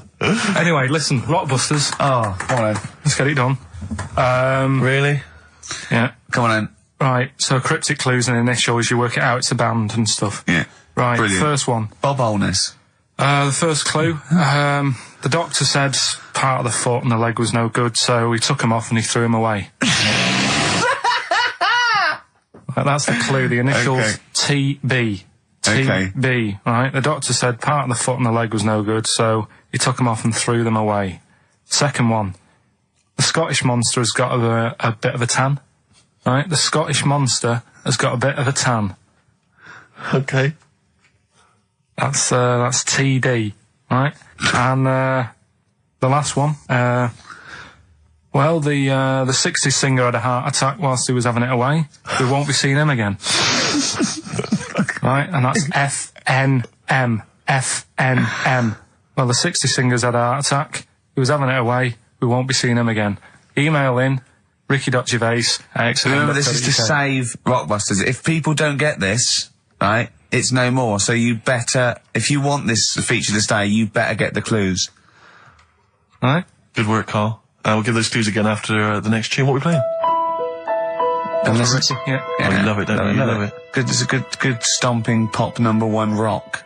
XFM. Jane's Addiction, Just Because. I think things are rocking up. They are indeed. Rocking up in the land this year, Steve. Yes, that's good news, I think. Evanescence, them, The Darkness, rock-tastic. XFM 104.9, Ricky Gervais, Steve Merchant, and Karl Pilkington of a Saturday. Can I just say that the shaving your arse feature from earlier, if you missed that was 1:30. That was a discussion on shaving your arse. Yeah. It was great stuff. That seems to have caught the public imagination. Yeah. We've had so many emails. We've had someone telling us exactly how to shave your arse. Yeah. So if you need that information, I can probably forward it to you. Well, I think this will be the year of rock and arse. Exactly. But it's extraordinary how, just a simple discussion like that you would think perhaps was crass, crude. Mind you, our listeners do like Karl talking about monkeys. Sure. Do you know what I mean? Yeah. It's not like it's something to be proud of. It's not like we changed a nation or freed a people or found a cure for something.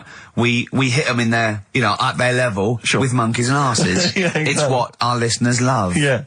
Monkeys and arses. Yeah. We should put that on the poster. And they go together, because I joined the zoo last Sunday. Went down and became friends of the zoo. Right? Oh, well, I thought maybe you had to sit in a cage for that thing happened. I went straight for the chimps. Of course. Right? And there was sort of like 3 sort of big sort of adult ones there. And there's people with their kids, and I could see the people just putting their kids away as one of them went up and started putting his face up the other one's arse. Sure. And it was sort of like, I just can't be bothered to explain this to my children. Exactly. So I wanted to just move my, oh, come on then. There's the lions. You're going to have a look at the lions. Yeah. What are they doing? They're just sniffing each other's asses. Yeah. Yes. I remember when I used to go to the zoo, I always felt there were certain animals that weren't getting a look in, really, that no one was particularly interested in. The tapir. Exactly. We were going straight to the snakes we were interested in. Yeah. Birds. I don't remember being particularly interested in birds. Big cats, although it's a bit depressing. Great apes. Yeah. Reptile, you're right, reptiles, yeah. Birds, unless it's a big one that you think can rip a dog apart. Yeah, a vulture you go, or an eagle, brilliant. Yeah, exactly, yeah. Owls are brilliant. Yeah, owls great, but I've always wanted a little owl on my desk. I'd be doing work and there'd be a little owl there, and I go, can you get that pencil? And it just sort of goes over and gets me a pencil, goes, cheers, and it just watches me and it thinks I'm brilliant. Do you know what I mean? Not really, no. No? No, I've never had an urge to have any kind of animal sat on my desk. No, Karl? You'd like a little owl, wouldn't you, that helped you? No, I had a little magpie, didn't I? We've talked about that. Oh, he came down and started pecking your grifter, didn't he? Yeah. What was his name? Maggie. Sure. Brilliant. Inspired. And you took it to school and it didn't come back once, Didn't come back. Didn't see it again. Oh, dear. Did it ever peck your head? Because you used to have hair, didn't you? Yeah. No, it did. It started getting a bit violent. Really? Yeah. But was it becoming sort of age when adolescence, probably sexual frustration sort, because I think magpies go for shiny objects, don't they? And you were probably sort of, probably losing it a little bit then in the front, and so when the sun was out, there's a bit of a sheen on the front. they saw a glare and thought, I'll have that. Yeah. What is that? That's brilliant. Yeah. Or as it was sort of pecking away, it mistook it for a tree. Yeah, because of the noise. Because of the noise. Yeah, the hollow sound. I squeezed his head yesterday. We should just point out, if you're a new listener to XFM, you might not realise that one of Ricky's many sexual peccadillos, I'm assuming it's a sexual thing, I can't justify it any other way, is to just squeeze Karl's head. Yeah. Front-wise, sidewise. I don't know what it is. I don't know if it's sexual or, like when you've got a little kitten, you want to squeeze his little face. Do you know what I mean? Do you know what I mean by that, Karl? Yeah, I said that before, squeeze a little head. Yeah, exactly, and I feel that with you, because it's sort of like, he gives so much. Look at Karl's face, he gives so much. It is like he can understand what we're saying. Yeah. And that's what the connection is, I think, between me and Karl and other animals. It's like he can understand what we're saying. But I squeezed it yesterday, and Karl went, I definitely had something crack. Yeah. Because I'm trying to see how hard I can squeeze it. Yeah, I think that was you just thinking, Karl. To be fair. I think the cogs just started to... No, I mean, I think there is a danger, because I think there is a danger that you could squeeze it too much. Yeah, I know. He did a good deed today, the other day, didn't you? Was it? Yeah. What were you up to? You were just, you were talking about, being hassled in the street and stuff. And, I get hassled a lot by the homeless. Don't we all? You should go home to sleep. Yeah. I'm here, mate. But no, I do treat them a lot. You know? You treat them. I love that. You had a good day? Yeah. You've been good? Yeah. There you go. That's 50p. Suzanne does the Save the Children thing. You were talking about, charities hassling you all the time. She does that. And I sort of say, well, you do that. I'll look after you. You'll take care of the homeless. I'll take care of the odd tramp around where I live. And how do you treat them? Loads of different ways. 50p I might give them. Yeah. Or I might, they'll sort of say, have you got any money? I'll say, what for? And they'll go, I'm really thirsty. So I'll go, well, hang on a minute. And I nip and get them a little Diet Coke. Sure, Diet Coke. Yeah, they want to watch their weight. Yeah. They're going full fat. Oh, what an insult. Yeah, exactly. To a man like me. Yeah. I'd rather treat them than... Because a lot of people spend money on, problems abroad and stuff. Right. Oh, I just God. think, Yeah, I'm just saying. Oh, God. Like what? What do you mean? Like famine relief? Well, you do get sick of it, don't you? You know what I mean? It's not... You get sick of No, it. I'm just saying. Wait. Go on. I'm just... I know, just let whatever you do now, Steve, don't interrupt, because I'm scared, but I just think it's worth it. There's so many issues. There's freedom of speech, there's we're not responsible, there's he'll get away with it because he's a buffoon, Yes. and it is entertaining. Exactly. So, go on. what's All I'm saying is you're saying, who do I give me money to? Is it little, sick kids or whatever, or is it old people or whatever? HMV. That's where he gives his money to. Chiefly, they get a lot of it, yeah. Yeah. And for me, I just get sick of, problems abroad. It's like, what do you do? What do you do with famine and that? What are you meant to do? How can you solve it? It's gone on for years. Yeah. And it just keeps going. We keep giving them money, they keep spending it. And you're not getting any return for your cash. Well, it's just how many times, they've got to learn. What do you mean they've got to learn? What, you're going to teach them a lesson? What do you mean they've got to learn? What do you mean? Well, what are they doing with it? Yeah, they must have like better interest accounts or something where, look after, put the money in the right things. Sorry, do you think that Bob Geldof sort of writes him a cheque? He goes over and he's in the helicopter and there's millions of them, and they go, it's Geldof from Boomtown Rats. Brilliant. They go, If there's one man that can help us. yeah, I hope he doesn't sing. He's not going to sing. He's got some money for us. And he comes down and he goes, do you want a cheque or do you take Switch? They go, we don't take Switch. He goes, there's a cheque. They get He's things doing like... it again though, isn't he, as well? I mean, he? I like, he used to work here, Bob. He's a lovely fella and that. But, Yeah, he's a lovely man. but how many times can you save the world? He's over there again helping out, and it's like, well, what do you do? Are you saying don't bother because it keeps happening? Not for well, I'm not saying that. You know what I mean? I'm not daft. So that's what you're thinking. And Carl, you are daft. Yeah, exactly. I don't know what the answer is. Do you know what I mean? So you're just saying wash your hands of the whole affair, leave them to it. Yeah. Sure. Are you really just saying it's nature, it's tough luck, just don't interfere? Like a wildlife programme. Is that what you're saying? Don't interfere. Are you basically you're saying it's not my concern? This has got a bit heavy. Can we do Cheeky Freak of the Week? Let's play a record.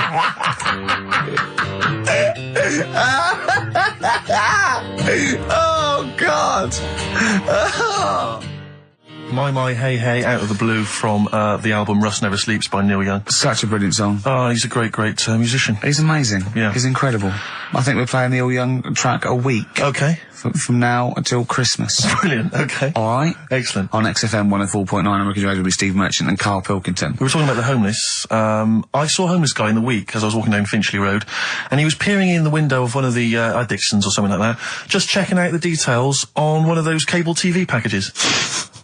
And I thought, one step at a time. I mean, firstly, I don't know, start eating your dinner off a plate. Yeah. And then work your way up to, a house, a home, a widescreen TV, A roof. digital television. But it's odd. Well, that might answer one of the questions, because I keep getting recognised by homeless people, and I never know what to say. I go, I think, well, either they're not really homeless, and they've got sort of digs or something, and they watch television, or the scariest one is that they've become homeless in the last few months since the office. I think, oh God, that's really scary. Or they are watching it in Dixon's. They're going, the office is on tonight. Yeah. What are you doing? Yeah. Going down to Dixon's. Or they think you're one of them. Or that, well, I have. Because, I mean, the way you dress. Well, no, some that are probably not quite, got their faculties, so maybe a little bit worse for wear, think they recognise me. and they whole scenarios where they're going, remember we were chatting, I was going, yeah, how are you? And it's just they recognise someone. Right, yeah. But that's a bit weird. But I mean, I think that's the worst thing. On a serious note, it is outside health. Well, we're talking about charity, and I don't know, I sort of, got these standards where I've been sort of like caught in the street. But the ones that I'd choose, I'd always think, charity is what touches you. You can't change the world, but you can change your bit. So cancer, obviously, because I'm so I give to cancer. And I think outside health, the next one must be being homeless, because there's nothing you can do. It's got everything. You're scared, bewildered, you're cold. It's just everything. Even if you're healthy and homeless, eventually you're not going to be. Well, I do feel bad because, you know, I always feel that I want to give to the health charities, like cancer, for instance, because there's that fear that I might get it. Well, yeah, it's not just that. It's just like, yeah, if you're not healthy, that's the first thing, isn't it? If your life's being threatened, there's nothing else you can really worry about. Yeah. But I don't know if that makes it wrong, though, that it's like I'm investing in a possible future. Yeah. Well, not really, because it's the same for everyone, isn't it? But, you know. Yeah. I saw a homeless guy as well, looking through the bins, but he wasn't pulling out food and scraps, he was pulling out newspapers. Just having a read. Yeah. I always found that odd. I see that a lot, homeless guys. I don't know if they're just checking out the TV listings. Or when he finally gets his When's The Office cable, on? Yeah, The Office, they've moved it. They've moved it to Choice and UK Gold. I don't blame him, because, there is some cracking stuff on cable TV. There's some great stuff. But I was flipping through the other day, and on digital TV, you can see what other shows are on while you're watching something. I was flipping through, and there was one, and it was called, now, when are you ever in the mood to watch a TV show called I Survived a 200-pound tumour? When was that on? Because it seems to me that if you've got a 200-pound tumour, you probably want to watch something else that'll take your mind off it, Big Brother or whatever. I'm not 200 pounds. Well, I can't imagine what this is. A 200-pound tumour. It must have been an error. 200-pound tumour? It must have been a 200-pound tuna. It was probably someone fell in the water. Yeah. And it came I survived a 200-pound tuna. Yeah, and it was just a spelling mistake. Sure. A 200-pound tumour. That's like, isn't that like kind of having That's Mr. another T person. That is another person. person. Maybe, oh my God, maybe it was all his life they told him it was a Siamese twin. But someone had just painted a little face on it when he was at school. Just drawn a little face exactly, on it. Yeah, and they go, it's not your twin brother. I goes, isn't it? Goes, no, it's a tumour. We better take it off. It's £200. £200? That can't be right. You sure it wasn't £20? I'm assuming that's what it probably would have been. But it was certainly £200 on the digital thing. Maybe that's a mistake. That's great, isn't it? They're trying to make it more interesting. Yeah. It's someone at Carl got there. It's £20 tumour. Let's make it 200. At least they're watch. Exactly. That's what I'd be like, though. I wouldn't want to go to the doctors. You know what I'm like? A £200 tumour. I know. It's just that thing. I mean, you know what I'm like. I don't like. It depends where it is as well. Taking your clothes off and all that. There's the pressure in it. You don't like anything being touched, do you? I remember when he said he doesn't check his balls. He doesn't like the feel. That's live with me. He doesn't like the feel. I think. Do you mean that you don't like what it feels like in your balls when you're fiddling with them? Because I imagined it that you meant you don't like the feel in your fingertips. You don't like the feel of your balls. It's the thing of you start thinking about what you're actually touching, and there's something in there, and you might break them and all that. I don't like. Break them. They are delicate. I am scared with the little knobbly bits. Yeah. What knobbly bits?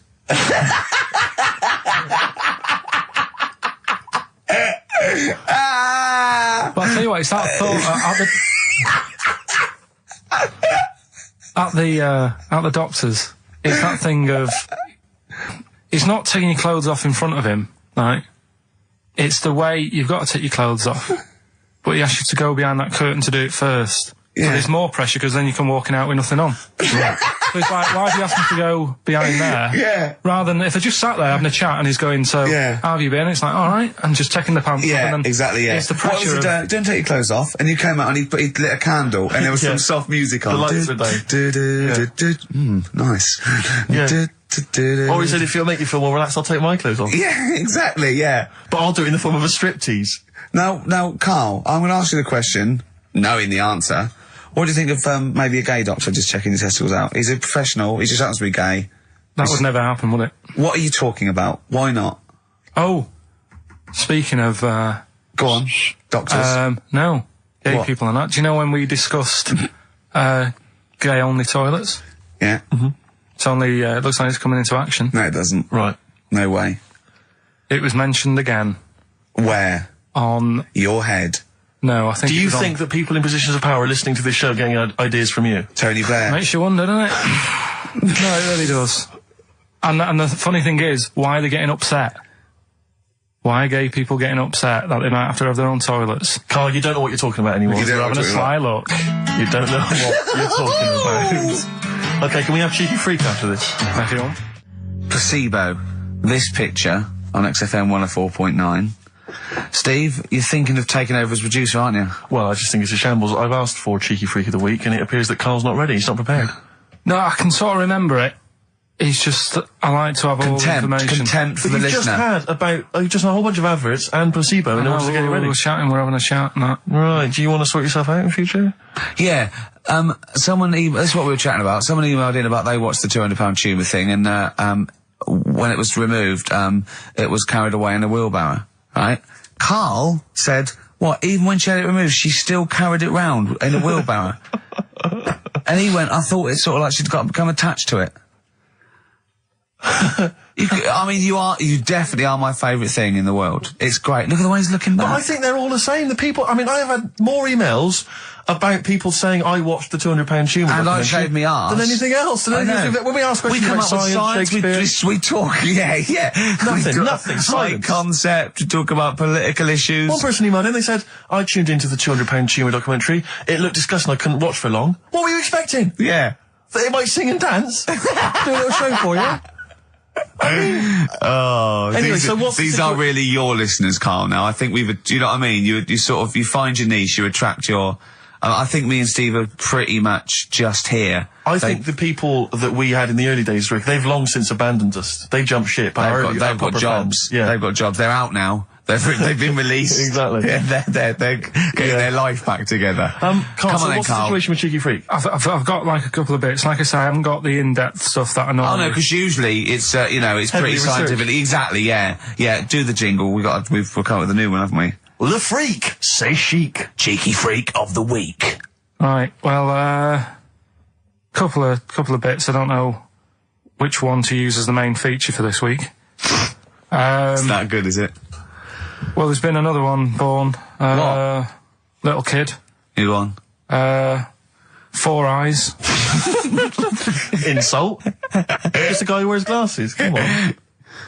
4 eyes, 2 noses, 2 mouths. That's weird, isn't it? This bloke, did he also have 2 heads, 2 bodies? Sort of born sort of slightly separately? He wasn't stood next to a mirror? No. It's weird, that, isn't it? That's all you've got. I love that. That's weird. That. Imagine the doctor said that. Well, Mrs. Parks, kid's got 4 eyes and 2 noses. Weird, isn't it? Any clues? Any clues? So that's it. That's all the information. Well, I'll tell you what, that should be the main one. Okay, I've answered your question. But like I say, what's the idea of this feature? What do I say all the time? Dunno. I always say, think about it. Think about what that would be like. Okay. What? Giving birth to him? No. Being, I think it's a girl. Being like her. 2 mouths. 4 eyes. What would that be like? Mad, innit? I don't know what this feature is. I don't know why. Is there another one? Is that, you said that? I hope everyone took the opportunity there during that silence to just think about what it would be like. I know I was. What? Could she talk with a mouthful? What? Is that allowed? Because she's got 2 mouths. Yeah.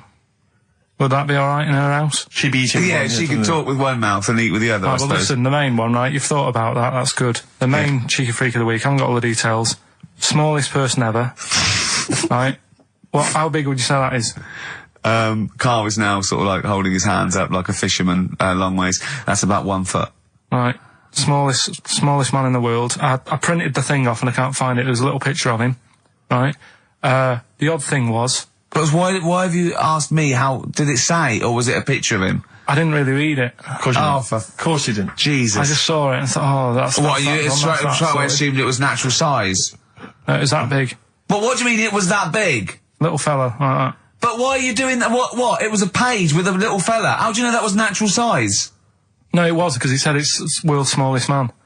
And the funny thing is, I've read the first line. I always read the first line. It said, "World's smallest man." Well done. The weird thing is, he got an head like a light bulb. The shape of it, apparently. I don't know if that's got anything to do with his shape and face. God. That big. His name's Mr. Watts. And the annoying thing is, what got me is, if you're that big, right, don't have your picture taken next to a fruit bowl. Why was he having his photo taken next to a fruit bowl? Don't know. Whoever the photographer was, obviously having a bit of a laugh. Yeah. At his expense. Because you would just stand in the middle of nowhere, you'd look normal and that, but he was stood there, just leaning on an apple. Leaning on an apple? What is this? In what world do you inhabit? This was on the internet. Leaning on an apple? Was it Tom Thumb? What is this? Are you sure it wasn't some sort of sci-fi show they were advertising? No, it was leaning on it. Can you just lean on the apple? Just lean on the apple there. Do me a favour, you stand next to my chihuahua. You're not taking the piss, are you? No, not at all, no. Would you mind leaning on this matchbox? Yeah. Leaning on an apple. And that's what, so it just said he's the world's smallest man leaning on an apple. Smallest man, said about his head being like a light bulb, I don't know what that meant. And I just thought, right, that'll do. That's that sorted. Cheeky Rig of the Week done. I think that was on like Monday. Right? I found that. I thought that's done. Printed it off. Forgot to get it off the photocopier. Someone's nicked it. Play a record. You got to... You know, it's just... Steve. No, can I just say, no, Carl, please, if I say, let's have Cheeky Freak of the Week, and you haven't done your research, you haven't got the information, just tell us you can't do it. But don't lead us on. Don't say this like on radio. Hold your hand up to me and go, how tall is that? It's nothing. That's radio. Nothing. It's nothing. I think it was that big because he was leaning on an apple. It's not enough information. But, imagine Trevor McDonald coming on, going, some news, some stuff. How big's that? How big do you think that is? Yeah. Because there was a fella, coming up after Chris Tarrant. Play a record. I'm angry. I'm actually angry. And if Monkey News is in any way similar, you've really pulled your finger out with that, have you? Mm-hmm. Good. Let's have Rockbusters answers next. Supersonic. Oasis on XFM 104.9. Right. Getting through it. It's the Rockbusters. Right. It's the Rockbusters results, really, because this is a very important result. It's whether they stay in the Premiership or are relegated. This is the playoffs for Karl. Okay? You need 3 points. You need 3 points to stay up, Karl. Go on. Right, had a lot of right answers in that. Right, okay, that's in your favour, you know. Okay. The first clue was, the doctor said part of the foot and the leg was no good, so he took them off, he threw them away. Yeah. The initials TB. Yeah. Right? Go on. Tony Bennett. Alright, that's Tony Bennett. Tony Bennett. Tony Bennett. Yeah. Okay, that's a warning, that's a yellow card. That is a yellow card, but you can still get the points. Right. Because his name's not Bennett. Tony, brilliant. Tony, perfect. A pun. Knee, his name's Tony. Perfect. Bennett, no, his name's Bennett. See? Well, he's in London this week as well, so I don't know if it's sold out. I won't mind. Are you on drugs? Or did I actually crack your head? Did I actually give you some brain damage? Because you're worse than usual now. It's like, go on. Right, the second one. That Scottish fella. We've got to speed this show up. Hang on a minute, hang on. I've just got to make sure it's right. We don't want to look stupid. Right? That Scottish monster has got a bit of a tan. I don't think we can look stupid with material like this. TD. That Scottish monster's got a bit of a tan. The answer there, the Darkness. I'll give you that. Right. Well done. And the last one. Goal. The 60s singer, he had a heart attack the other way whilst having it away. You won't be seeing him again. The initials FNM. That's Faith No More. Adam Faith. Right? No! Doesn't count! Why not? Adam Faith No More. Right? Adam Faith No More. So, sorry, what is the clue? Is the clue Adam Faith, or is it Faith No More? Just Faith, I suppose. Just Faith No More. He's a 60s singer. So we got that. That's that. Safe for next week. Who's the winner? What do you make of it? You've got the deciding vote, Rick. Well, come on. I mean, you know my feelings. I mean, it works Faith No More, but he's mixed up what cryptic is and that, because the fella, I mean, Adam Faith did actually die having it away, didn't he? Yeah. So it's all about him. It's all right. All the facts are right. Anyway. Okay, I think he's got a reprieve. I think I'll give it to him. I think I've got to give it to him, Steve. I think I have. He actually pulled that out of the bag, that one. There's no Jamaican fellas seeing icebergs or, you know, Whitney Houston. The closest he came to is Bennett. And I'll let him off that. I've got to be a fair ref here. Well, fair enough. And well done to, you know, I'm always a fan of names that for some reason just strike me or tickle me. Yeah. And this week the lucky winner is, Dave Suckling. There's nothing amusing about that. Oh dear. So well done to Dave Suckling.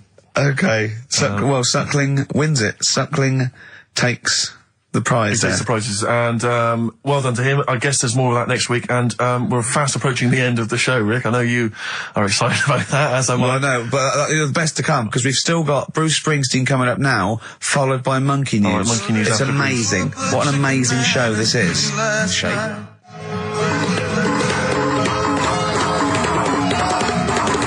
Chimpanzee that Monkey News! Excellent. So, Monkey News time on XFM. Karl Pilkington, the man in the hot seat. Karl, what have you got for us? Okay, Monkey News this week. We've covered a lot of stuff.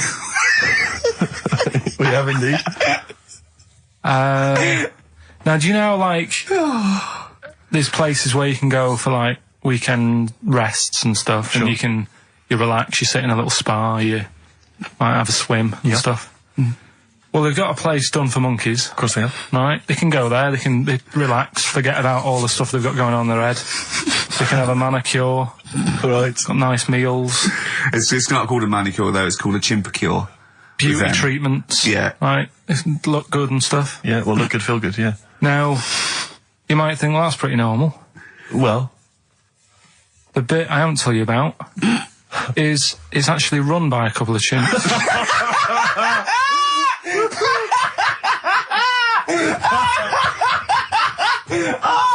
Oh God! Oh God! Oh God! You're a maniac! Right. Oh, for Christ! Oh. Let's just... That's like coming to chimp. Of course it's not. No, it is, because think about it, right?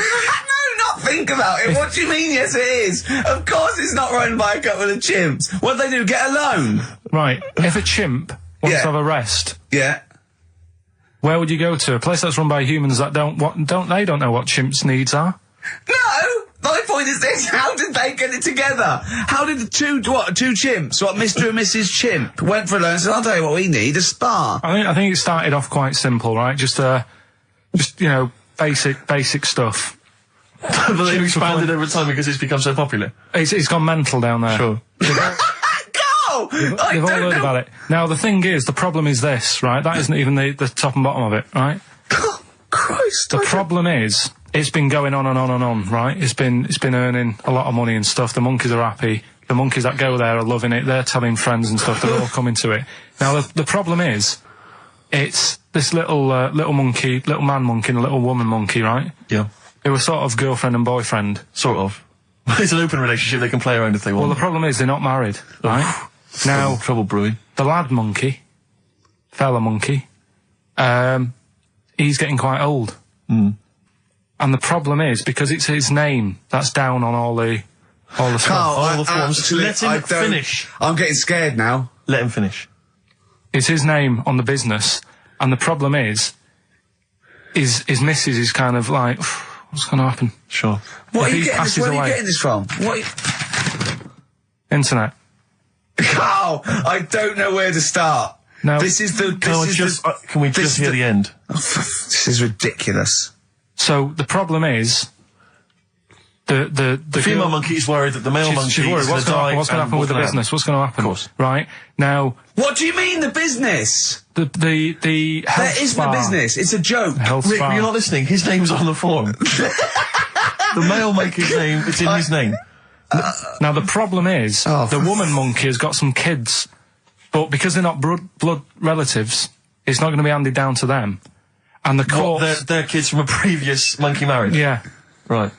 So they're not going to get it. me just check this out. Yeah, otherwise you don't want to check the facts, otherwise you could look like a twat spouting shit on the radio. Please check the facts for scientific security. I mean, they're just a bit worried because they're saying that the people in Ohio, which is where they've got the little health thing going on. So that makes it more believable that it's Ohio. Mm-hmm. I thought you meant it was Berkshire, in which case it would be rubbish. It looks like the local people are trying to get in there. They've seen the success of it. Sure. And they're trying to go in and take it over and stuff. Yeah. So... Give me the piece of paper. Throw it away. Play a record. That's the worst one I've ever heard. And there's something wrong with you. You're educationally subnormal. Final tune from us, Tim Buckley. Lovely song called Wings. Back next week? Yep. Yeah. See you, Carl.